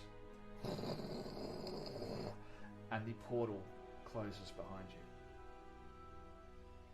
you. I'm going to place a hand on my shoulder and give myself a vigilant blessing, so I have advantage on my next initiative roll, just in cases. Thank you. And then get out my shield and my warhammer and get ready to make our way through. We know we can open this portal back up because we know the sequence, but we got to make our way back through this ziggurat thing back to our friends. So let's be cautious about it. Agreed? Yeah. Yep. Okay, guys. Is everyone? Verena, are you okay? I'm fine, okay? Okay. Well then, let's go. So, there's a couple of things you have to talk about. Of course, you are in total darkness inside the tomb, but you also know it's total darkness outside the tomb. So, we have to keep in mind what you can see. We know that Verena, Thrash, and Patch all have dark vision. John Ballas Give me a does not. moment. So how do I you have back vision. Oh, you've got Give back vision. me 1 moment. Oh, There you go. I've already used Eyes of Night, so yeah, he's going to have to use his back vision. So let's talk about. So I believe Verena, you've got 60 feet. Thrash, you'll have 60 feet. Dranbalas, you have your bat vision. So what kind of dark vision does the bat have exactly? It's distance. I believe. I'm just having a quick look now. Blind sight, 60 feet. Line sight 60 feet. So basically. Is that so? That's your using your familiar's vision. Yeah. You know, you basically have to go catatonic when you do that, right? I see through its eyes, I believe it says. Yeah, but while you're doing it, you can't use your own senses at all. But I can still walk, right? I mean, sure, but you might bump into something because you can't see where you're going. That Yeah, is but it's sitting something on that the was shoulder, sort of so- ruled incorrectly in the past. So Yeah. basically, you don't just get the bat's vision. You have to be doing nothing in order to get the bat's vision. So while you're Right. traveling, you're going to need a light source, or someone's going to have to guide you. You have the coin, I think, that emits light. Yeah. So you got Do that you have that? 5 Yep. feet of Yeah. of dim light. Sorry. Yep. Yeah, I think so. Okay. So keep in mind, you've only got that 5 feet of dim light. Everybody else, 60 feet of dark vision. Do keep that in mind. So, you're leaving the tomb? Yeah. Alright. Awesome. Just give me 1 second while I do something. Alright. So, you make your way through this tomb and back to the entrance. That 5 foot wide, 20 foot high corridor with steps leading up into the gloomy darkness beyond. You make your way up the stairs and you see lying on the ground a severed spider's leg.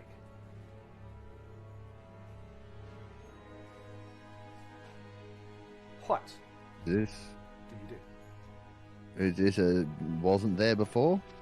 No, it was. If you recall last time when you actually entered the tomb, you had to rush inside, as it was sort of, it had spiders. That had Oh, made their that's home right. On the Yeah. outside of this tomb. All right. Well, it's been a bit of time. Is there? So, and we closed the thing behind us so they couldn't follow us in, or they just couldn't fit. You closed it behind you. They couldn't fit if they squeezed. Yeah. All right. So we should maybe cautiously try and open this thing and hope there aren't too many spiders. Yeah, Sounds Yeah. like a good idea. Sneak out. Hopefully they've forgotten about us and gone about their business. All right. What I'll do is we will do a group stealth check. All right. Rolling stealth. How badly can we roll a stealth check? I just noticed. Oh, Hey, this is so Marina. true. It is stuck on 8s for me. Yeah, I think you need a refresh or something. I am Reload. refreshing it. I will also allow you to roll physical dice if you want to roll physical dice. You just have to tell us. what I'll it is. try it one more time Try it one and more see if time. it works. Did you have to just refresh, or did you have to close it and reload from the joint I've before? closed above BTT and D&D Beyond. Yeah, cool. So I I'll see if accidentally this rolled. works. I accidentally rolled from D&D Beyond, not in the game, but just to let everyone know I'm helping out with the average, and I got a nat 20. Right. Yeah, nice Yay! one. Thank you. I got a 16, so I'm very Yeah, me too. mediocre. 20, 16, 16 16, and and 3. So I'd say the It average wouldn't be. is still reasonable. reasonable. Yeah. So, Mm, who opens the door? I guess me. I went through first. Okay. Yeah. Verena, you push up against the door, and it starts to grind as it opens up, and someone puts their hand on you. It's like stop, thrash. Does that? And sort of. Yeah. She positions her claws underneath the door jamb and lifts it up, taking some of the weight off the hinges, allowing you to push the door open with much less noise and much less vibration. You push the door open, and it opens up into that wide open cavern in the Underdark. You are still standing inside the doorway of this ziggurat, as Mark described it, a stepped pyramid. It's covered in spider webs. You can see 60 feet out in front of you. All you can basically see is just cold, hard stone, massive towers of stalagmites that tower up into a vaulted ceiling high above you, and you can sort of hear the sounds of water lapping up against the shore that you know is around about 200 plus feet away from where you are. From where you are. I will make my way out because we know I can see a bit further than everybody else. I might suggest that Drambalis gets led by someone else while we're getting off the ziggurat Yeah. and hides the light, and I'm gonna look out and see if I can see the shore and see if the boat's still there from where I am, because I have 300 feet of dark vision. All right, a couple things that you do see. Mm-hmm. Patch. You see the shore. You see the boat where you left it. It's sort of half beached on the dark stones of the pebbles of this makeshift beach, so to speak. But the thing that catches your eye more than anything else, you see Jinjar with his hands bound, Shit. gagged. You see What Bark. in hell? Bark is sitting next to one figure who is surrounded by a number of other figures. Now, it's that figure that Bark is sitting next to that draws your attention. She has her hand resting on Bark's head. You say And- she?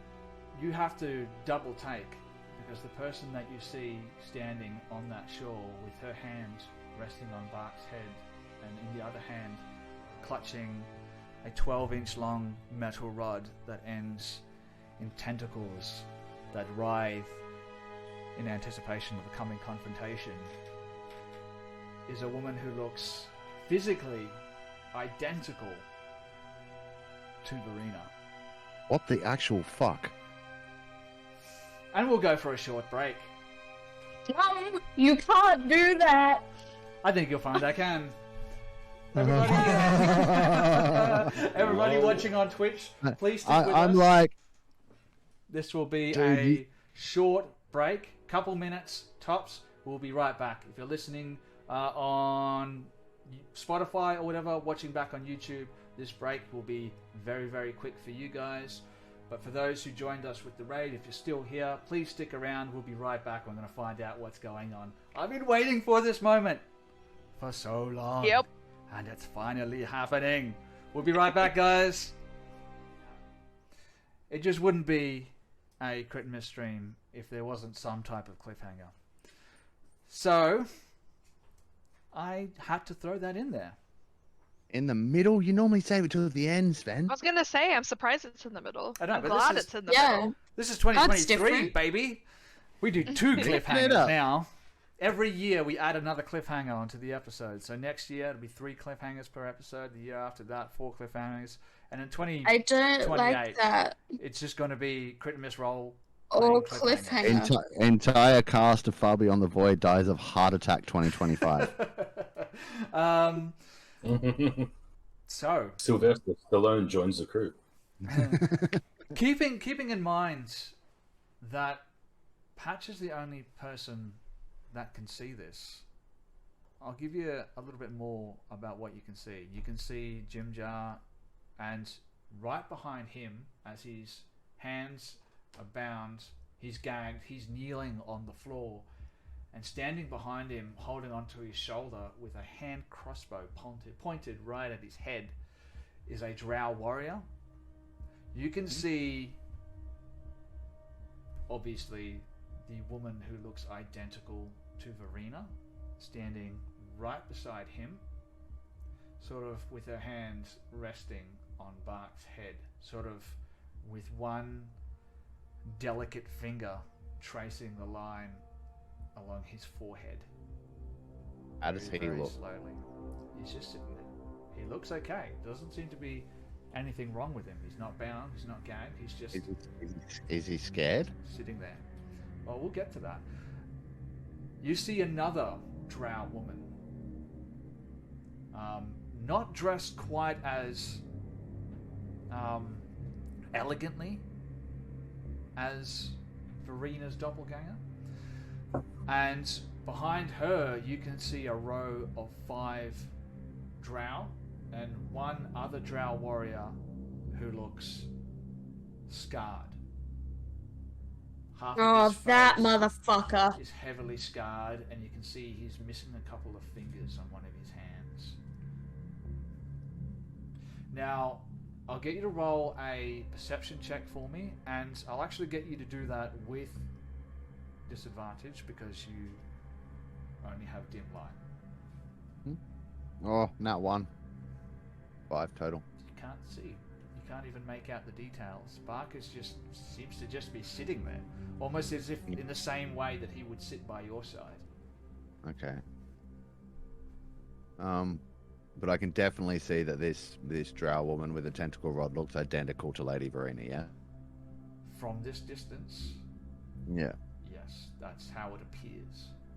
I'm gonna do a double take between the two of them, and then just like hold my hand up to let the guys know to, and I'm just gonna Why are we There's- stopping? bunch of drow down there.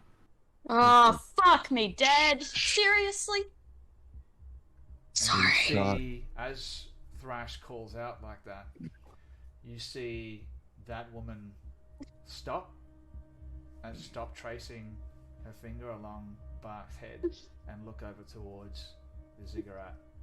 And you see I didn't say anything. So much for the element of surprise. Alright, before this all blows up, Verena, do you want to tell me why she looks exactly like you? What? It looks exactly like me. There's a drow woman out there that looks exactly like you, and she's got a rod with tentacles and stuff, and she's got her hands on my dog. I don't like this. Tentacle rod? You know that's I don't like mildly tentacle offensive. rods. No, I'm not talking just because she's drow. I mean, there are other drow there that don't look like you. She looks tentacle exactly rod. like you. She has a tentacle rod. Yes. Well, I then thought that's you an had a impersonator. tentacle. You had a tentacle rod. And I do. Well, Yeah. apparently she does. Well, that's very nice of her. This is hurting my brain. Can I insight check Verena right now? Yes. Verena, give me a roll, and Patch, give me an insight.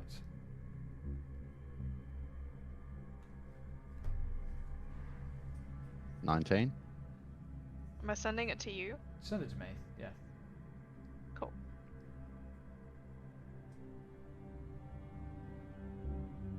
She seems to be as confused by this as you are. Okay. Well, they know we're here now. We might have to fight to get our friends back. That's You- fucking fine. I don't You- fucking mind pounding that bitch's face in all over again. I don't care which one of them it is. I'm still gonna pound her face in. Verena? Your own Yes. people? Yes? These might be my people. Well, they're drow, right? Like, are you okay killing other drow? Yes. Are you okay killing other furbolgs? Not really. That's a little strange. Well, we're all kind of peaceful, you know? Like, I'd have no reason to kill another furbolg. They wouldn't be trying to hurt me or my friends. That's a very weird concept that I frankly don't think we have time to get into. Okay, well, let's get ready then. This I'm could be confused. problematic. Which scary bitch lady am I punching? The one with the tentacle rod. The one that's Okay. the one that's got bark. Not this one with us. She's apparently seems to me I like don't know. she doesn't know what's going on either. So I don't know what's happening. Could I maybe I could distract scary tentacle bitch lady. She doesn't like me, I don't like her. Maybe we could tussle for it and you guys can get Bark and Jimjar out of there and I can distract her because I'm not sure if you noticed, but I am mildly infuriating. okay, And let's I'm try very that. good at annoying. Yes. Thrash is just gonna call out, "Hey! I escaped from you. That must be very embarrassing for your dumb ass.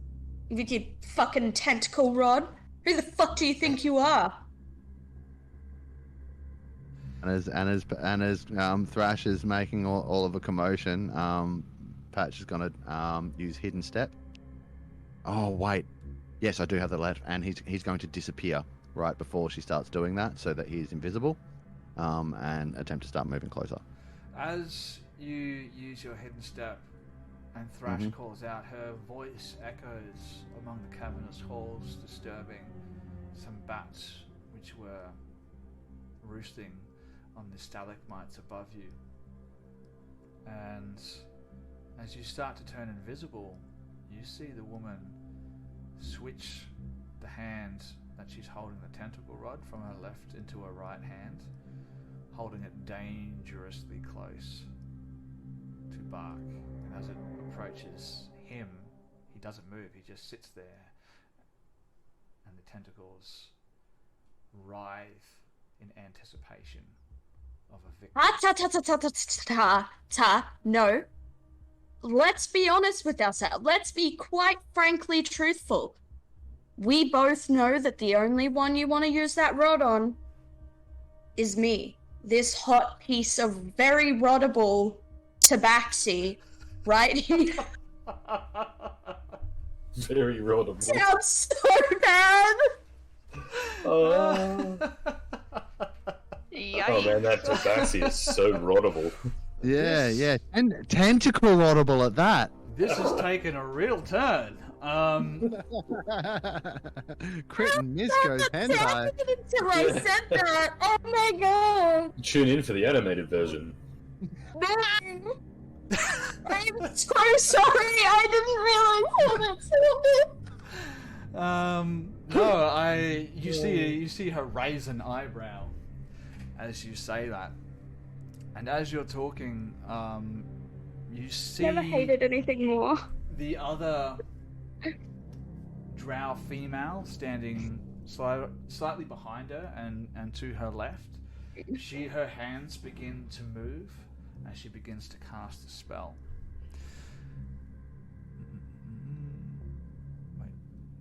Interesting. Is this spell taking away things that dumb people thought sounded good in their head and then they said it and it sounded slightly inappropriate? Is it that spell? No, that unfortunately is canon. Fuck. Unfortunately, well, fortunately, because I quite enjoyed that.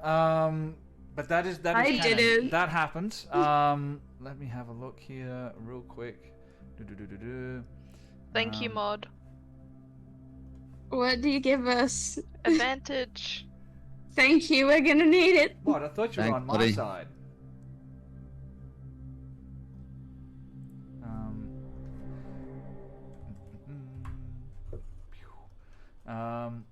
God, I wish I could have done this any quicker. So, as she's casting this spell, you can see 3 tiny little motes of light start to materialize in the air in between you and them. What do you want to do? Get the bug out of so- my face. My my invisibility only lasts for a turn, so like 6 seconds. So it's going to be enough for me to get like 30 feet closer. Okay. Alright. I'm just Fairy checking fire. something. Interesting. Very interesting. Thrash, is there some sort of performance check I could roll to make this more distracting? Like, Yeah, or actually, intimidation, maybe? roll me an intimidation check. Oh, I'm very gonna good at say, those.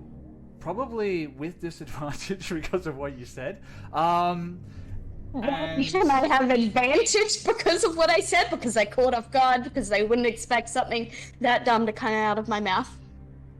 I'll give you a flat roll. Roll a flat roll. Thank you. Let me have this. Let me have this. Okay. Oh god. Where is it? At least I'm good at this. I am very good at this. I have a thing I want to do before shit kicks off if there's time. I got a 12, but can I use my inspiration to re-roll it? Yeah, sure, if you wish to do so. Grace using her inspiration the conventional way? What Didn't you already this? roll? Didn't you already use your inspiration when you stepped through the portal? No, I didn't. Oh, okay. Ali used hers. Oh, right, yeah. Ali used hers. I got a 19. 19. Pretty good. Patch? Stealth? Alright, I would like to, as my invisibility drops, rush forward another 30 feet and cast sleep at 2nd level. Alright. That's going to happen. Then this is going to kick off. Alright, cool. Oh, nice. So I'll move forward the 5, 10, 15, 20, 25, 30 feet to there. Sleep has a range, which will give me range to reach to almost the back of the pack, but that's not where I'm casting it. 20-foot sphere.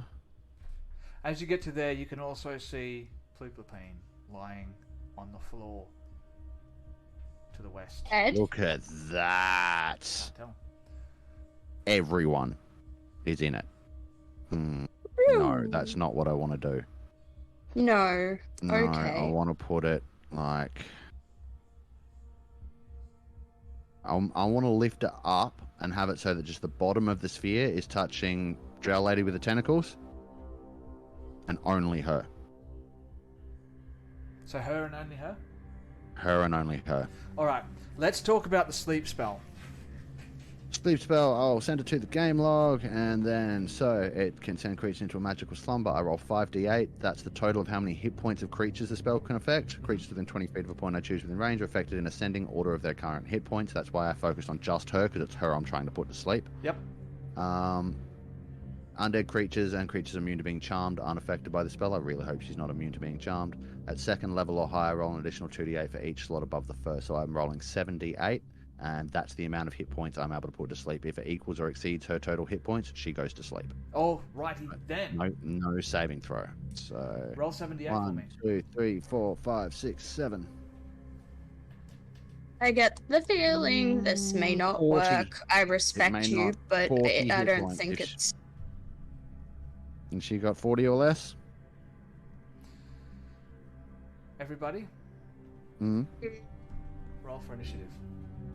Fuck. Your spell goes What? off. You become visible, Right.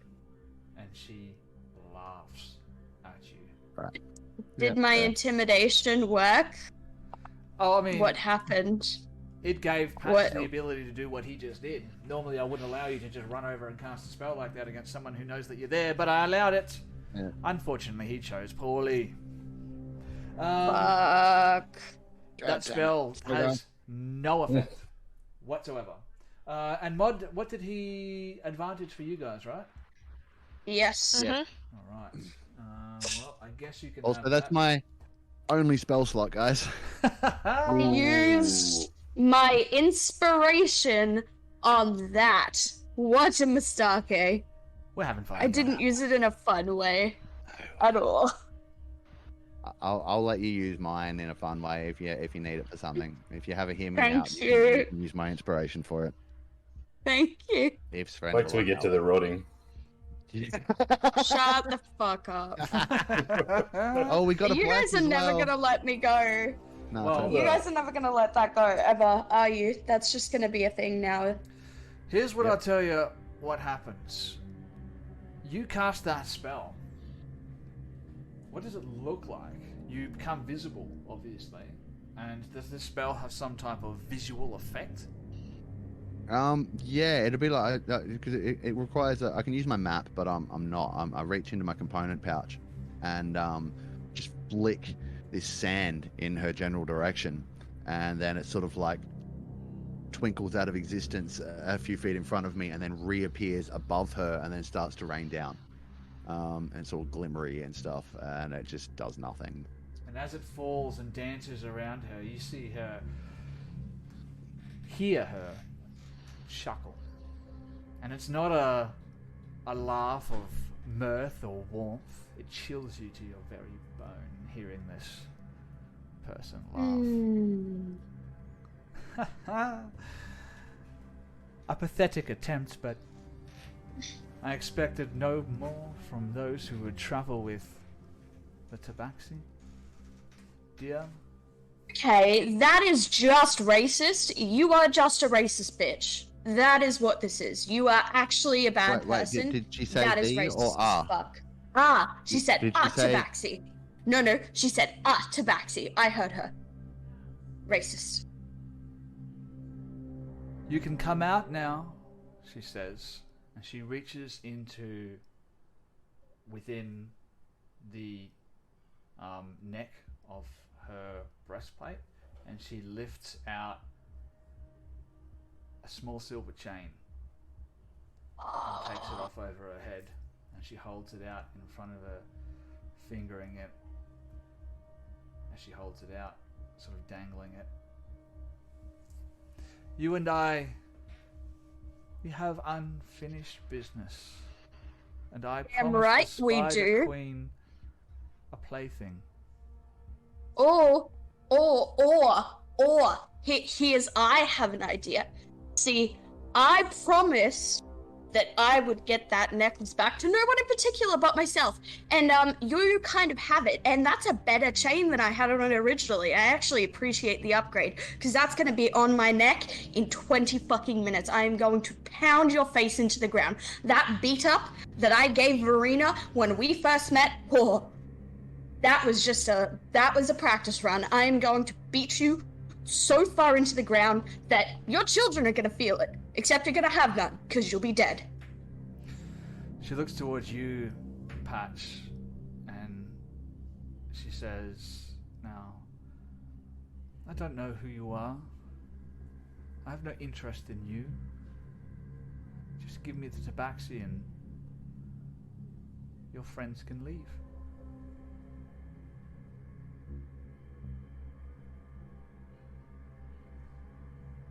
You want me to give you Thrash? Wait, that's all it would take for you to stop this? You just want me? Oh, yes. These others I have no interest in, but when you make a promise to the Spider Queen, you keep it. It took me a lot longer to find you than I had hoped, but... And she... Patch casts a guiding bolt in her face using the last use I've got from my star map while she's saying this. Alright. Let's freaking do this. Round 1 of combat, which is happens to be you, Patch. 18 to hit. 18 is going to be a... Wait for it. Hit. She can take 15 radiant damage. 15 And radiant then- damage. Yep. And then I'm going to move 5, 10, 15, 20, 25, 30 towards her, and bonus action rage. Getting my Warhammer and shield ready to go. Shield was already out. Your guiding bolt hits her square in the face. She puts her hand up, and as she does so, she drops the necklace on the floor. Next person's turn is one of my creatures. All right, you guys see this sudden eruption of light, and Patch runs forward. You can't see who he's talking to. You cannot see them. And it's one of my creatures' turns, so it is going to... Let's have a look here. Feel like it's not going to matter that Patch is all keen to learn about this tree, because I think he might be dead by the end of this fight. Oh, it's very... Yeah, I think we all might be dead by the end of this fight. Yeah, TPK, I think- first episode of Far Beyond the Void. No, I don't think this TPK is meant for you guys, with all due respect.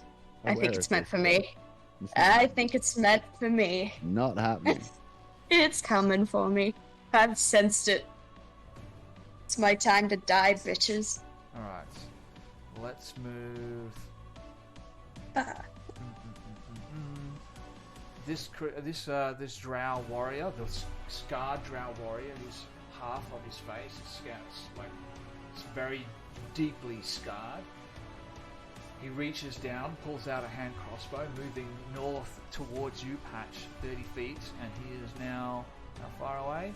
Oh, 30 feet? 35. Alright, let's roll this with disadvantage.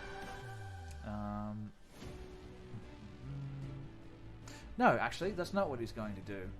I need you to make a dex save, Patch. Dex save? Yes, give me a dexterity saving throw. Why would you do a thing like that? Are you a Damn. bub? I'm a terrible person. Do you get advantage on that? Oh, I'm raging. Can I see whatever's happening? Oh, I'm only level 1 barbarian, and isn't that a level 2 trait? Yeah, I think it is. Yeah, it's a later level thing. So you are suddenly surrounded by these ethereal purple flames that are very reminiscent of a Verena cast on Plupopine just a couple of episodes ago, and they dance from your feet up your legs and cover your torso, and you are now Fucking fairy lit fire. up. So keep that in mind. You have 10-foot radius of dim lights. Go ahead and chuck that on you. As he casts fairy fire on you. And that is going to be the end of his turn. Thrash the Troublesome, you're up. Oh, fuck, I hate having to be good. So probably the most pensive you've ever seen Thrash. Like, she actually slowly lowers her fist and sort of puts her great axe back on her back. She's like, were you serious about the whole me for them thing? You know, before he hit you with the giant bolt of lightning, because I really don't see this as they're sort of, this is our ish, not their ish. So. I'm afraid we're if you really beyond wanna... negotiating now. Oh, come on, Pat. She could have done the whole. You take me. I could have been very heroic, and now you're making me fucking beat her up. I do want to beat her up, but come on. You had like a spider queen. Are you thing. really disappointed that Pat just charged at her? Not particularly, but you changed her alignment to good. The floor of the altar of the Spider Queen. Die. And now I just want to kick her ass. Okay. I am very likely gonna die, but that's fine. I'm. You do? What? That tabaxi movement thing you do? Yeah, I'm gonna do that, yeah. Thatch is just gonna look over his shoulder and be like, come on, Thrash, let's get her! So, I am going to use my... I'm gonna call it a special tabaxi movement special because I don't know what else to call it. So that's my conventional movement. Of course I'm gonna rage as my bonus action. But, that's my convention... No, I won't rage now, I'll rage later. Sorry, semantics. I'm going to move... with my conventional movement 40 feet, and then my dash 40 feet, and then my feline agility another 40 feet, giving me 120 feet of movement. So I will come up. It's gonna get you there. Yeah, it'll get me there, and some. You can get to Jim Jar, or you can get to the warrior and cast Fairy Fire on me and actually probably hit him. About there. Yeah. He's 125 feet from where he started. Oh, really? Exactly Yeah. 125 feet? Yeah. Oh, because then I could have... No, he's only 85 feet if I move diagonally. From where you started, ruler, you're 125 feet to the square in front of him. So Aw, damn 125 it. feet to reach the nearest assailant. The next one would be 150 feet. Yeah, you can just Okay. reach Jim Jar with 140 though, if you wanted to get to Jim Jar and try and pull him away from those guys or something. Yeah, I might do that if that's okay. Yeah, sure. So you're using an action to dash, you're using your tabaxi movement, and you're Mm-hmm. using your movement speed to get there. You can put yourself right in front of Jim Jar. Yeah, Are that's pretty much are it. you action dashing to get that far? Hmm. Yeah, right, okay. Yeah, no worries. Alright. Because otherwise I could only get 80 feet. Yeah, no, So- it's probably better that you get in their face, you're raging, and, you know. I just want to shove myself in front of Jim Jar, but yeah, I might... Actually, yeah, I take it back. I will rage if that's okay. Even if it's a waste of a rage. Probably gonna need it. You're gonna get fucking... We're both about to get nailed, like... Yeah, I've got 48 hit points. I regret not rolling that extra hit die. Yeah. We have no spell slots. This is gonna be... I know, This is... We're gonna die, very likely. There you go. As you're running towards him, this drow stows his hand crossbow. Drops his hand crossbow and strikes Jim Jar as he's kneeling in front of this drow warrior. Strikes him with what? Strikes him with, let's have a look here, His Fistaroonies. short sword. Dropping the hand crossbow, drawing the short sword, and making 2 attacks with advantage on Jim Jar. Can I take the hit for him, or...?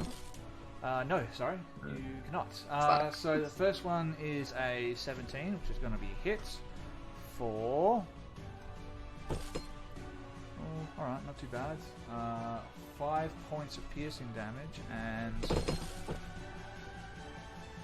14, so 19 points of damage. Go ahead and take off 19. Well, you know what? We'll make another attack first. So, with advantage. 21. All right, so that's going to be a hit for. Hey, Jim Jar's gonna be dead when I get there. 10. So Well, that's you're there, but... 29 points of damage. All right, Jim Jar goes unconscious. Awesome. Okay, we have health potions. Thanks, Mod. Thank you. We're gonna need them. Whoops, I think I just changed the wrong thing there. Is this like that Tales All This Time where you get character art drawn and you're psyched about the character art and then the first session you use it, all your characters die? Is this that? Oh yeah, that old story. Yeah. Yeah. Old fairy tale. Where Rumpelstiltskin got his character art drawn and then pricked his finger on a needle and died? No, that's not what this is. This is the result of just some very poor decision making on your behalf. This could have gone a number of different ways. This is what you wanted to have happen, and this is what happened. This is not what we wanted. Well, I mean, it's what's happening. Then it's going to be this creature's turn. Which one are you? Oop. That one. Alright, what does he want to do? He is going to move up. How far can he get? Yeah, he can definitely get up to there. Mate, I hate to say it, but we might need to leave Jimjar and Bark behind. And he is going to make an attack with his short sword. Ooh, 22 to hit. Hooray. For 5 points of piercing damage. You're raging, so feel free to halve that if you want. But you don't. Me? Yeah. Yeah? Yep. Oh, I won't half. Do I get inspiration if I don't halve it? What? No. No, I'm not giving you inspiration for 2 points of damage. Get out of here. Nice try, but no. I like to yes and. I'll tell you what. Yes and you also go unconscious and dying. Does that sound fair? Come on, man. I'm gonna die. You've gotta give me fucking something before I kick it. Well, Please. you gotta earn it. Alright, so then it's my other creature's turn. It is going to. Oh, let's have a look here.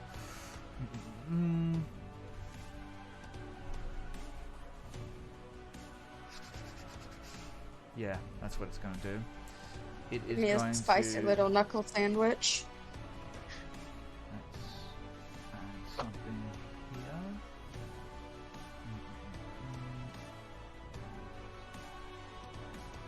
There we go.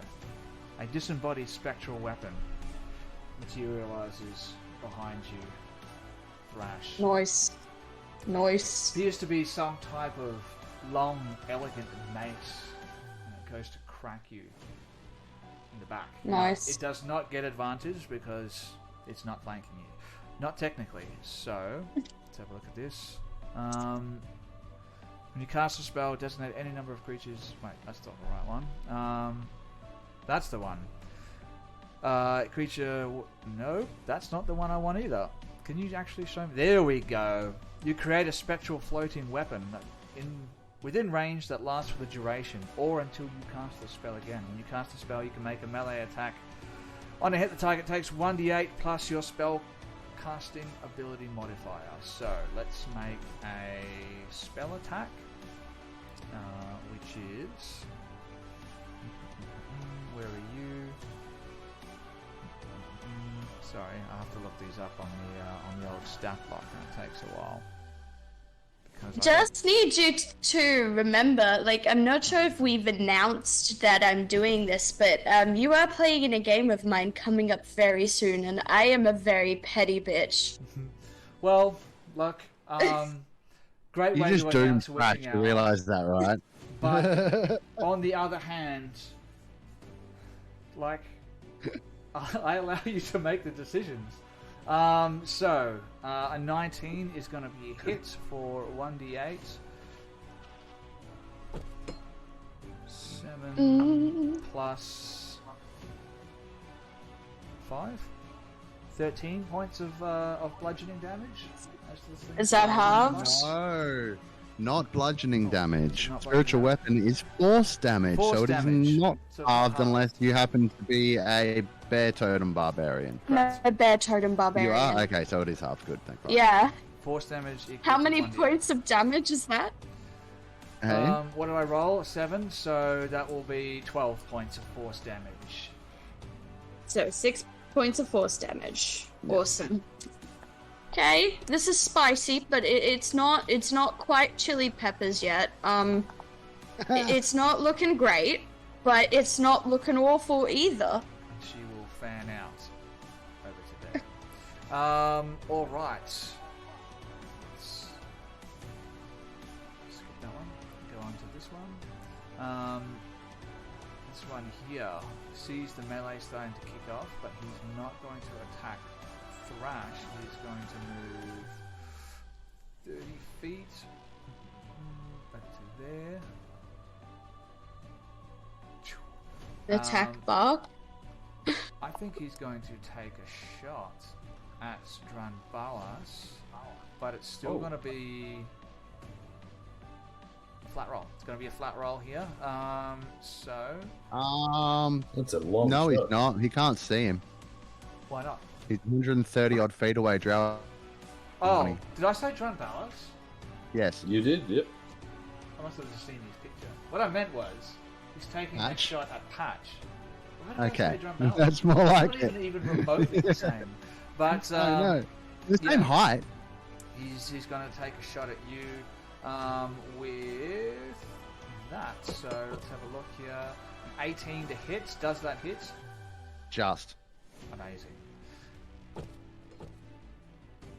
Alright, so you're going to take 7 points of piercing damage, and I need you to make a constitution saving throw. Please. Oops. Yep. Okay, so I'll Poisoned take arrow, of three. I'll take 3 damage, and then Constitution saving throw. 5. 5 on the con save. Yeah, this might surprise you, but that's not going to be enough. You are going to be poisoned. Oh, wait. Monster hold out poison. on. Ew. Condition or damage poison? Hold on. Or be poisoned for 1 hour. If the saving throw fails by 5 or more, the target is also unconscious. Mm. Oh, for fuck's sake. So, you are poisoned and unconscious. Not going well for you guys. It's going to take something special to turn this around. Dranbalas, luckily you're up next. Yeah, no pressure or nothing. Thanks for that. Right, Dranbalas would look across to the Lady Verena quickly and say, "This doesn't look very good. You know this one?" Unfortunately not. No, I've never seen this being in my life, nor can I really see them now. I Ben, say we should hightail it back out of there. can I use my inspiration to reroll that save?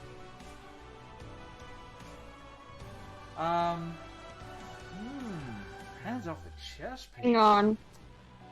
You said that you'd give me that inspiration. If you needed it in a hear me out moment, but I do need it in a hear me out moment that has ceased to happen presently. unconscious on the ground Do in I- front of Yeah, all I tell you of what, his foes. do I have 2 players who want to use the that advantage card?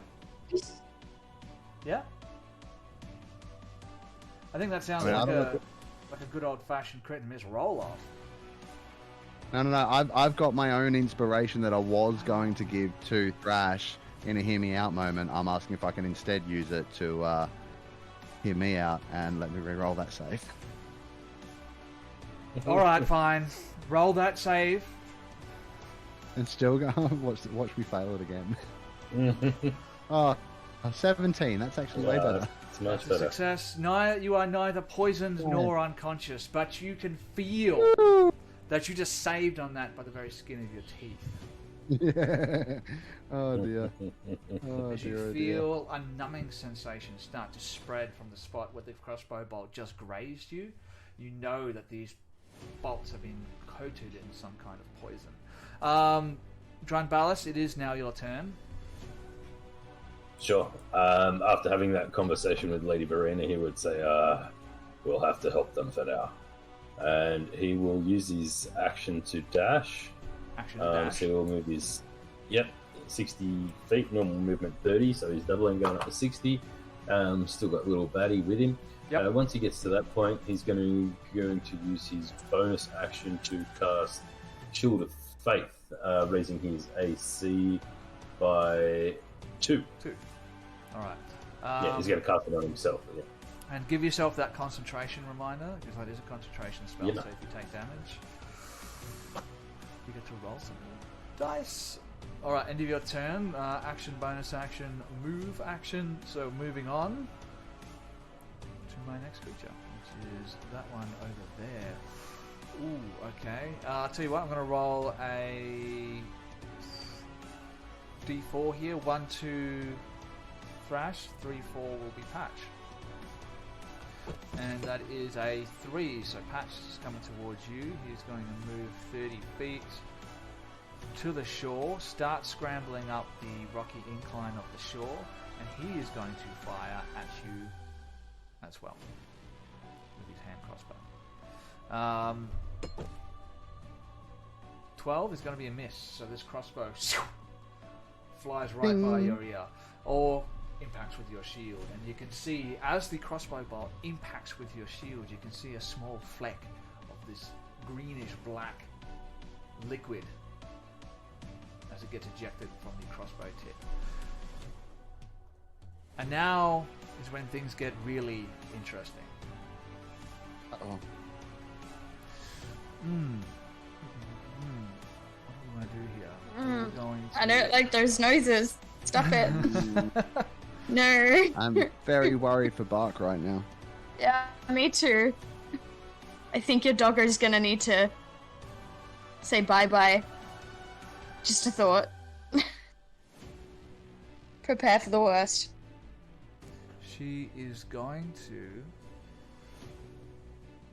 I should have really looked at this more, but she's going to cast a spell. 300 feet, yeah, good. 300 feet, what? 200 Yeah, feet it's gonna hit me. range. No, it's not going to hit you. Oh, good. That's what I like to hear. Let me read this correctly here, so I know that I'm doing this right, because I think at this point it's kind of important. 20-foot radius. Oh yeah, 20-foot radius of... Yeah, we'll go with... yeah, that'll do. And circle. Oh, fuck. That right. There's Zonies. Catching both Dranbalas. Dranbalas is familiar, and Patch in this. Now, what I need from you guys, as these insects start to crawl up from the stonework beneath your feet, and they start swarming up your legs, and some of them start to take flight and fly around you. You can feel the stinging sensations as they start to bite you. I need a Constitution saving throw from both Dranbalas, the Bat, and Patch. Do we need to roll the bats off mine, or...? Well, how much hit points does the Bat have? 1. Never mind, the Bat's dead. Okay. 21. Alright, 21 and 19. You both pass, so you are going to take damage equal to... Oh, rolled pretty well there. 27, half of 27, so 23 points of piercing damage as these insects crawl all over your body and begin stinging you. You mean 13? Yeah. That's what I said. Yeah, 13. which you said 23. Wow, I'm really on it tonight. 13 points of piercing damage as these insects crawl up your legs and start stinging you all over your body. And I need another Constitution saving throw from Dranbalas to see if he can maintain his spell. Geez, Sven, you seem kind of out of it. Should we take a whole raid check thing on this TPK and maybe come back on the night when you're feeling a little bit better? No, look, I'll power on. I don't know how I'm going to manage, but I will manage. I do appreciate your concern, though. It occurred to me that's magical piercing damage, isn't it? It certainly is magical piercing damage. Damn it. Dirty 20 for the win, by the way. Yes, so you continue concentrating on your spell. No problem at all. Is this a persistent effect or is it a one-off? I'll let you know. I'll tell you this much. It's going to remain there. the area is difficult terrain, and if you enter this area or end your turn there, you're going to take that damage again. Ooh, that's a yep. That's her action. So I'm sure she has something that she can do as a bonus action. Surely.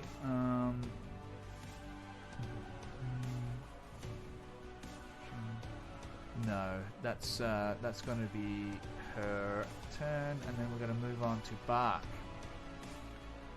Bark remains at her side, and Patch, now that you're closer to them, you can see that. Actually, let me just have a quick look here. No, it's fine. You can see that Bark's eyes have rolled into the back of his head, and he's just sitting there. He's not moving. Jimjar will roll a saving throw. Let's find out. I normally don't allow death saving throws for NPCs, but what the hell? He fails one. Hey, that's very kind of you. And then we go to another creature. Let's just attack Thrash. No, I'll take it. 7, so 11 to hit, that's a miss. And let's go to the next one. Where are you? You're down there. You are going to... Can you even get there? No, because he's moving through it. No, actually he's just stepping over the unconscious form of Jimjar. So another attack on Thrash with a short sword. 12 is a miss. So moving on, Lady Verena. Sorry it's taken so long. Yes? I would, sorry. You go.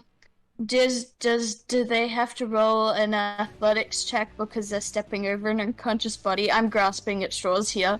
No, he's not technically stepping over the unconscious body. He's sort of fighting over the top of the unconscious body. He hasn't actually... Okay, so that seems like he would need to roll some sort of check because fighting over an unconscious body, I've heard, is very difficult. He is on an angle from you. He hasn't entered the square of Jimjar's unconscious body.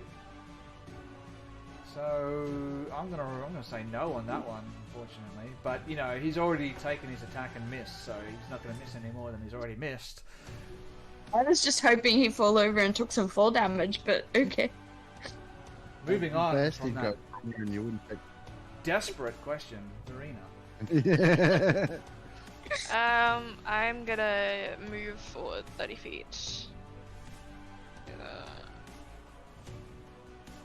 This is reluctantly, I should say. And I will then cast Firebolt on this guy over here. Alright, Firebolt. One of the drows. Away we go. And Firebolt is a ranged spell attack? Yes. Alright. 19 to hit. Do we need to roll that with disadvantage? No. He's not in the Why? light. He's near enough to it. Technically can't even see him. I'm going no, to you got allow 120 feet, you... right? No. Sorry, yeah. So 60 feet of dark vision. Let's have a look here. 105 feet. You can see him. Sure, because he's on the other side of the light. But it's going to be with disadvantage, I'm afraid. Okay. That's fine. Okay. Cool. That's everything. Ooh, I'm so sorry. Oh. Alright. Oh. And that rounds out round 1. Back to the top of the round, Patch. Hey, Desperate. Grace. Desperate situation. The fuck idea you were talking about. What? You know that running away idea you mentioned? Yes. Did you say that in character? No, but I'm about to suggest it. See, the thing is that Patch is in a rage. You can see his buddy Bark is really in trouble. He can reach one of these guys. and you're there too. Like, unless we have a concerted, definite call to run, he's not going to. Well, if you turn to me and ask politely, you can have some speaking time included in your turn. If you suggest it, I will do it. I don't like Come on, dude. You've been passive this entire time. I think your discipline is much better than mine, and you are far more able to break a rage to say something intelligible. Just a thought. Just a thought. This is the situation that we find ourselves in. Thrash is right in the midst of it. And Patch, you are 45 feet away from Thrash. Dranbalis is 35 feet to the north of Patch, and Verena is 30 feet to the northwest of Dranbalis, a full 110 feet away from the melee that's occurring on the beach here. Bark seems to have been ensorcelled somehow. Ensorcelled? You like that? Ensorcelled. The word That's a ensorcelled? funny word. Ensorcelled. What are you going to do? Patch, you have the floor. Don't feel like you need to act as though Patch is completely out of his mind. Yeah. You make the decision that you want to make. Fear checks are normally wisdom saves, right? Yes. Alright. Can you get me a DC in mind? I don't want to know what it is. I'm going to roll a wisdom save to see if Patch is like scared enough to run by how badly this is going. Keeping in mind he is currently on... I have to take these hit points off again. 19 So, hit points. Is over Has being afraid nothing and left. under not being afraid? No, over is not being afraid, under is being afraid. Alright. So I'm trying to save against the fear effect. You can decide what the DC is. Oops, there we go. I got a 23. That's over. I'm not afraid. That's great. Alright then. Let the dice decide, because I couldn't. I'm going to charge straight at this guy. And bonus action as I'm doing it, I'm going to activate my starry form. So I'll start glowing a little bit brighter. I'll get 10 feet of bright light and 10 feet of dim light. Just fix the aura.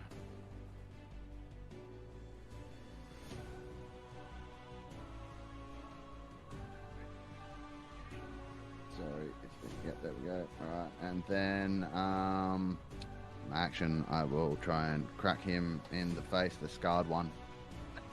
Actually, I'm going to position myself, because I do have the movement next to the both of them, so the other one can't try and shoot me again. And then I'm going to try and crack the scarred one in the face with my warhammer. Where are you? Black. 14 to hit. I have a feeling that's not going to do anything. No, it's not going to be enough, unfortunately. Okay. By the way, my starry form I activated was the archer. And that was my bonus action to do so. Okay. What does that give you, the archer? For a bonus action, I can make a ranged spell attack for a D8 plus spellcasting mod damage. Okay. It's handy when you're in melee range. Well, yeah, look, I know it's going to be disadvantaged, but it is an extra attack every round. So, Okay. that's all I can really do. Move on up in there. Then it's his turn. Mm-hmm. He attacks you.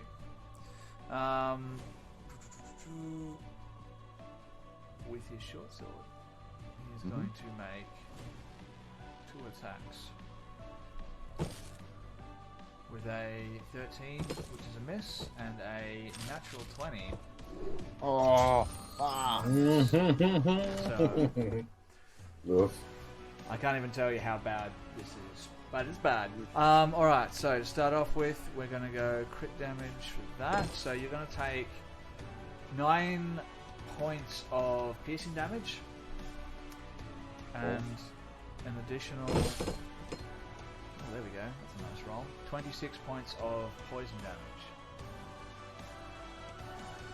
Are you dead? Mm-hmm. Is that hard? Mm-hmm. Because he is. Poison? No.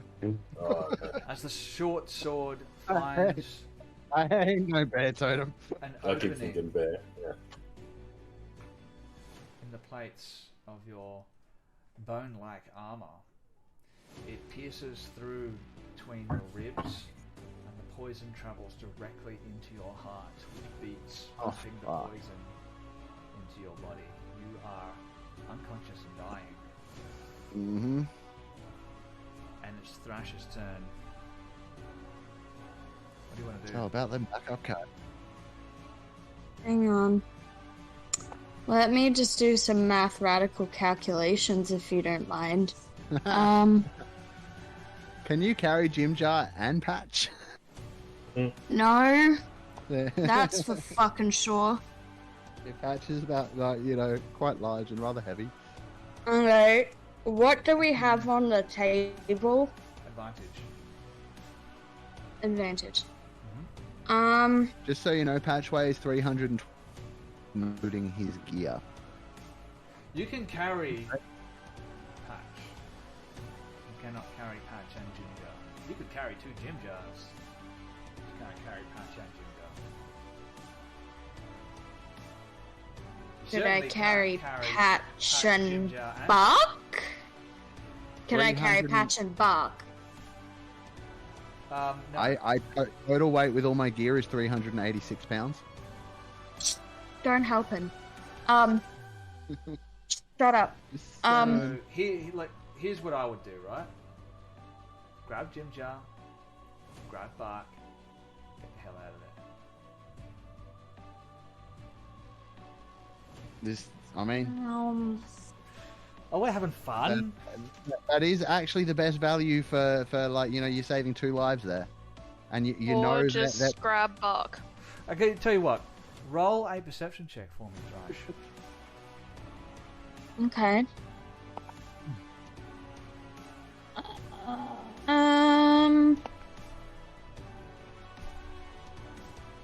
I knew this was the That would be a 15. 15? 15 is enough. As this is all unfurling, man, I can't remember how to talk anymore. As this is all happening around you, I imagine time almost slows down because of the adrenaline that's pumping through your body. And you take a moment to take in your surroundings, remembering the lessons that you were taught by the dwarves in your mercenary company. No matter what's happening, always be aware of your surroundings. You can see Ruplepine is breathing. That's what I'll tell you. In case that Okay. changes your decision. That definitely does not change my decision. He is worthless to me. He is good at healing. Thrash knows He this. is. Yes, but Thrash also sees her friend in trouble, and because Patch has taught her good and her alignment has changed, things have happened, and there's no way for me to stabilize or even bring back Pooplepine unless all of a sudden Thrash is a fucking cleric. Which she is Just not. give him a little shove. He'll wake up. Health potion down the throat. Or I could do that to Patch, get him up, and then he could. Oh my god, why is this so motherfucking hard? Yeah, I'm going for Patch. Sorry, guys. Start Hasta la something vista. with something a little bit extra spicy for the viewers. This is far beyond the void. This is Oh, not out of the abyss fucking bullshit. guys. This is out of the abyss bullshit. We are back to the same bullshit we've been doing for the last year. Nah, so Thrash is going to run. I'll tell you what. Are you trying to get out of this situation right now? Yes, she is attempting to grab Patch and get the hell out of Dodge. All right. I would say you can get over there. You can pick him up as part of your movement action, and then double time it out of there, and we will go into more of a cinematic moment, so to speak, if that's what you want to do. Done. But you are going to Yeah. take some attacks of opportunity as you try and leave. Yeah? Done. Alright. Done. I'll take it. Yeah. Let's make those attacks of opportunity.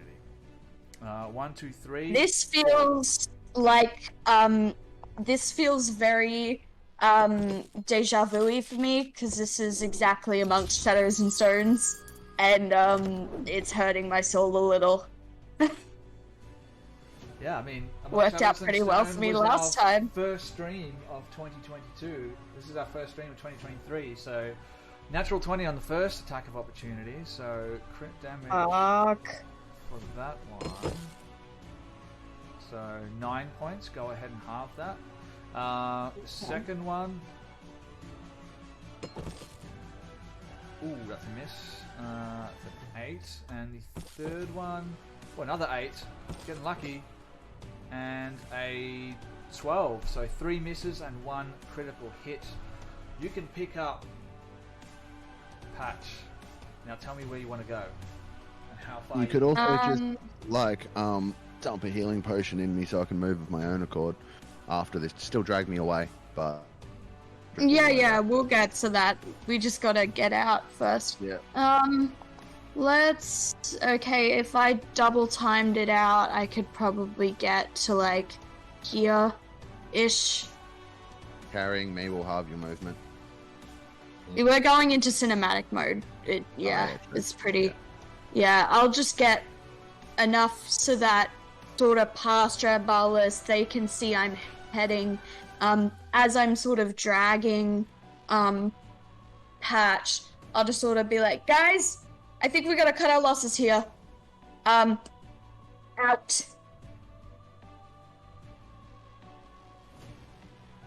And Yep. run for the door. And as you're leaving with Patch hiked up over your shoulder in a fireman's run, you hear this woman call out behind you, "Don't just stand there, catch them! Bring her back! Bring her back!" Almost with a sense of emergency in her voice, desperation almost, and they start chasing you. Dranbalas, Verena, you see Thrash heading towards you. Oh, Fireman carrying- Drambalis! Yes! Fog cloud. It's your time to shine, buddy. It's your time to Yeah. shine. Pat, Totally. what do you want to do? Patch, am I conscious? Have I been given a health? Fireman carrying Patch. Dranbalas, what would you like to do, or Verena? Yeah, so as they're running away, as soon as they clear basically that first guy or enough range, Dranbalas would be casting Fog Cloud so that they can have an escape without being, I guess, seen very well. Okay, alright, I dig it. And he'd be saying, "Get out of there, you fools!" I'm going to Get to take move out of insects. some shots at you guys. I'm assuming, Dranbalas, you take a step out of that area. Yes. And I'm going to get them to fire at Thrash as she's falling back. So Fuck. let's do This is a couple gonna of those. hurt. Now they. Can I ask a quick Yes, question, you may. Sven? Yes, That necklace, was it being worn? she dropped it. Yeah, it's on She the ground. dropped it? Yep. Okay. Is there any chance I could take this time to move towards them and cast catapult on the necklace and fly it towards us? In the DM. Hey, thanks for the raid, guys. Meeples and Yeah. dragons. Who rated us? Meeples and Dragons. Thank you very much, guys. Love your work, by the way. You guys do great streams. Hell yeah, dude. I tell you what, I need actually. Thrash, do you have inspiration? No, I used it on Mark. I do though. Well, I want. You know what? I'll take away your advantage card that's on the table at the moment. And I'm doing that because I'm allowing you to flee from this combat in a way that otherwise would not be available for you to do so. Does that sound fair? Yes. Alright, I'm going to take that card away. Yes. What happened to the necklace? Verena, you may cast that spell. Talk to me about Catapult. Okay, so I have to be within 60 feet of the object. But I can choose one object weighing between 1 to 5 pounds within range that isn't being worn or carried. The object flies in a straight line up to 60 feet in a direction I choose before falling to the ground, stopping early if it impacts against a solid surface. Alright, so you're basically force pulling this thing towards you like a lightsaber that you just threw. As this fog cloud begins to materialize in between you and them, but they are going to get an opportunity to fire some crossbow bolts at Thrash as she runs into this fog cloud. So let's go ahead. Let's make a few of those. A 18 is a hit, if I'm not mistaken. Yes, that is a hit for sure. Alright. So 4 points of piercing damage. I need you to make a Constitution saving throw. This is where it's gonna get ever so slightly spicy, guys, because I am bad at Constitution. She's not very connable. Yep, that is 9. 9. Oh. Uh-oh. I'm gonna pass out, aren't I? I've got some good news and I've got some bad news. Bad news is you are poisoned. Good news is you did not fail to save by 5 or more, so you are not unconscious. Yay! You begin to stagger. I'll take it. But there's 2 more attacks coming your way. First one, 15 to hit. Okay, that does in fact hit. Oh, are we doing meets it beats it? Please tell me we're not doing meets it beats it. That's the rule. Like, that's how it works. Alright, Okay, so that's a hit. okay. Yeah. Does the fact that there's a great big armored fucking furbolg hanging over her back come into effect? Yeah, at all? can Patch take The it? furbolg take it in the ass. Oh yeah, okay. Yeah, you know what? I'm going to roll. What do I need to roll here? A D4. D4, Evens it's Thrash, odds it's Patch. We'll just do 1, 2 Thrash, 3, 4 will be Patch. So 4. So Patch, you take a crossbow bolt. So go ahead and knock off. Does it ping off my armor since I have much higher AC than Patch? No. No. Yeah. Alright. Take off. I've totally got that. Failed save. Totally. Yep. Oops. Not a success. Failed save. Yep. Cool. Valiant's here too. G'day, Valiant. All right. Now I'm going to Hey, make. thanks for our character art, buddy. It's amazing. Yes. We love it. Awesome. Those people in We the might chat. all dive, but Valiant is the one who did our character art for those people in the chat. Make sure you check them out on Instagram at D&D Valiant Odyssey. Alright, back to my TBK. Let's roll another attack. Alright. just casually. 12. That's not going to be a hit, but I guess I should see who it's going to hit first. 1, so that's just going to be a miss. So misses, you Thrash. You make your way into the fog clouds. Now you can't see what's going on. Marina. The necklace on the floor starts to shake for a second, and your doppelganger dives down to the ground to grab it, but it shoots out of her hand as she goes to grab it and flies towards you. I need a sleight of hand or something to see if you can catch this thing. Can I assist? Can we go with intelligence at all? Because I know exactly where it's going because it's my spell. You're going to try and calculate exactly its trajectory? Fine. Yes. Use your intelligence. Yep. Yeah. Nice. Just an intelligence check, saving throw, what's the go? Just make a check. Check? Cool. Sure. It's a 19. A 19, you catch it midair. Nice. Awesome, I'm bolting it out of here. Alright. Run away! Run away! Yeah. Patch, Thrash, you are in the fog clouds. Mm-hmm. Let's see what happens here. They're going to give chase, but I imagine that spell is still active. So unless you've moved around it, have you tried to move around it, or are you trying to move through it? Well, from Moving where we around it, were, from where I was, I we could have gone guess. straight up past the edge of it and then diverted across to the door a little bit. That'd probably be the best bet. But I'm unconscious, so it's entirely up to Thrash. Thrash? Yeah, no, we're moving around it. She'd move around it. She's smart-ish. Yeah. And if you want to, at some point through this process, like, dunk a healing potion on me and put me on my feet so I can run myself so that you're not... Mate, you know, that is moving the slower and last of carrying what you. I'm thinking about. I will dunk a healing potion in you when we get to the portal. Okay. Thrash? You're in the Yeah. fog cloud. Yeah. You're moving. You have Patch over your shoulder. He's heavy. He's very heavy. Sweat drips from your brow as you're moving through the smoke.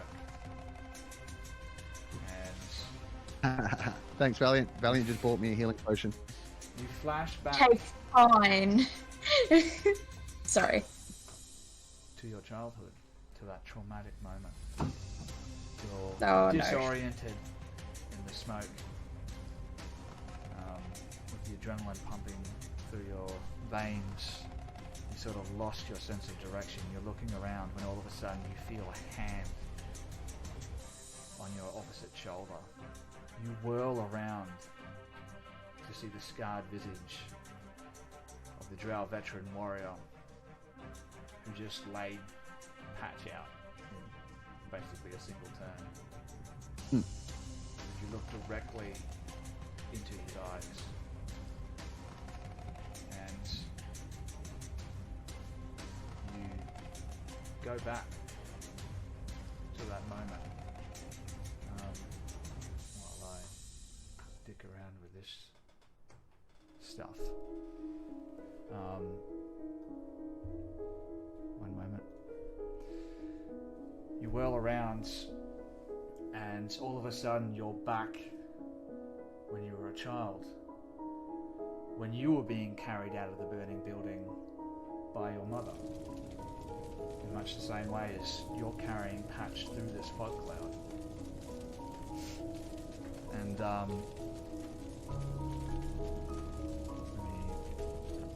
we can see you being carried over your mother's shoulder as she carries you through the burning cottage. The sound of crashing timber flames, grunts of exertion echo from down the hall.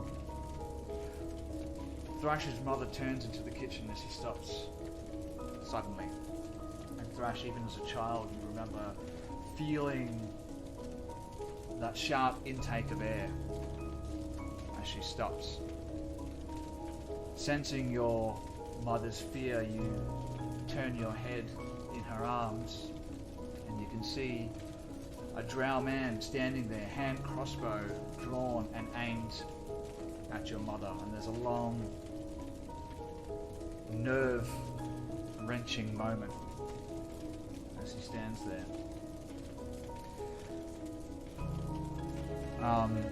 There's another crash that echoes from somewhere deeper in the cavern as the roof starts to give way to the growing flames, and the drow's man's eyes drift towards a small window in the kitchen, just big enough for Thrash to fit through. And we see the drow man as he locks eyes again with Thrash's mother. He nods almost imperceptibly towards the window, never taking his aim away from her. She slowly, carefully inches towards the window, expecting to hear the twang of a crossbow, announcing her death at any moment. She leans over, kisses Thrash on the forehead, Oh. before lowering her through the window, when suddenly her eyes go wide. Thrash drops down to the ground. Thrash, you are transported back to the present day, and you see those same eyes in the drow that's standing before you now. And suddenly it starts to make sense. The scarring is scars from burns. And Amazing. those are the same eyes that you looked into as a child. Now standing in the swirling fog, hand crossbow drawn and aimed at you. There's a tense moment as you wait for that same twang of a crossbow bolt, but it doesn't come. He nods almost imperceptibly towards the north. And you make your way out of the fog cloud. Joining the rest of your companions, you make your way back towards the ziggurat with the drow in hot pursuit. You get there. I'm assuming you slam the door behind you. No, I leave it open for them. Please Leave it come open inside for and them. fuck us up. They take off their shoes before they come inside because they don't want to be rude. No, And I I'm think that's traumatized. where we're going to end tonight's episode, ladies and gentlemen. We'll see you next week.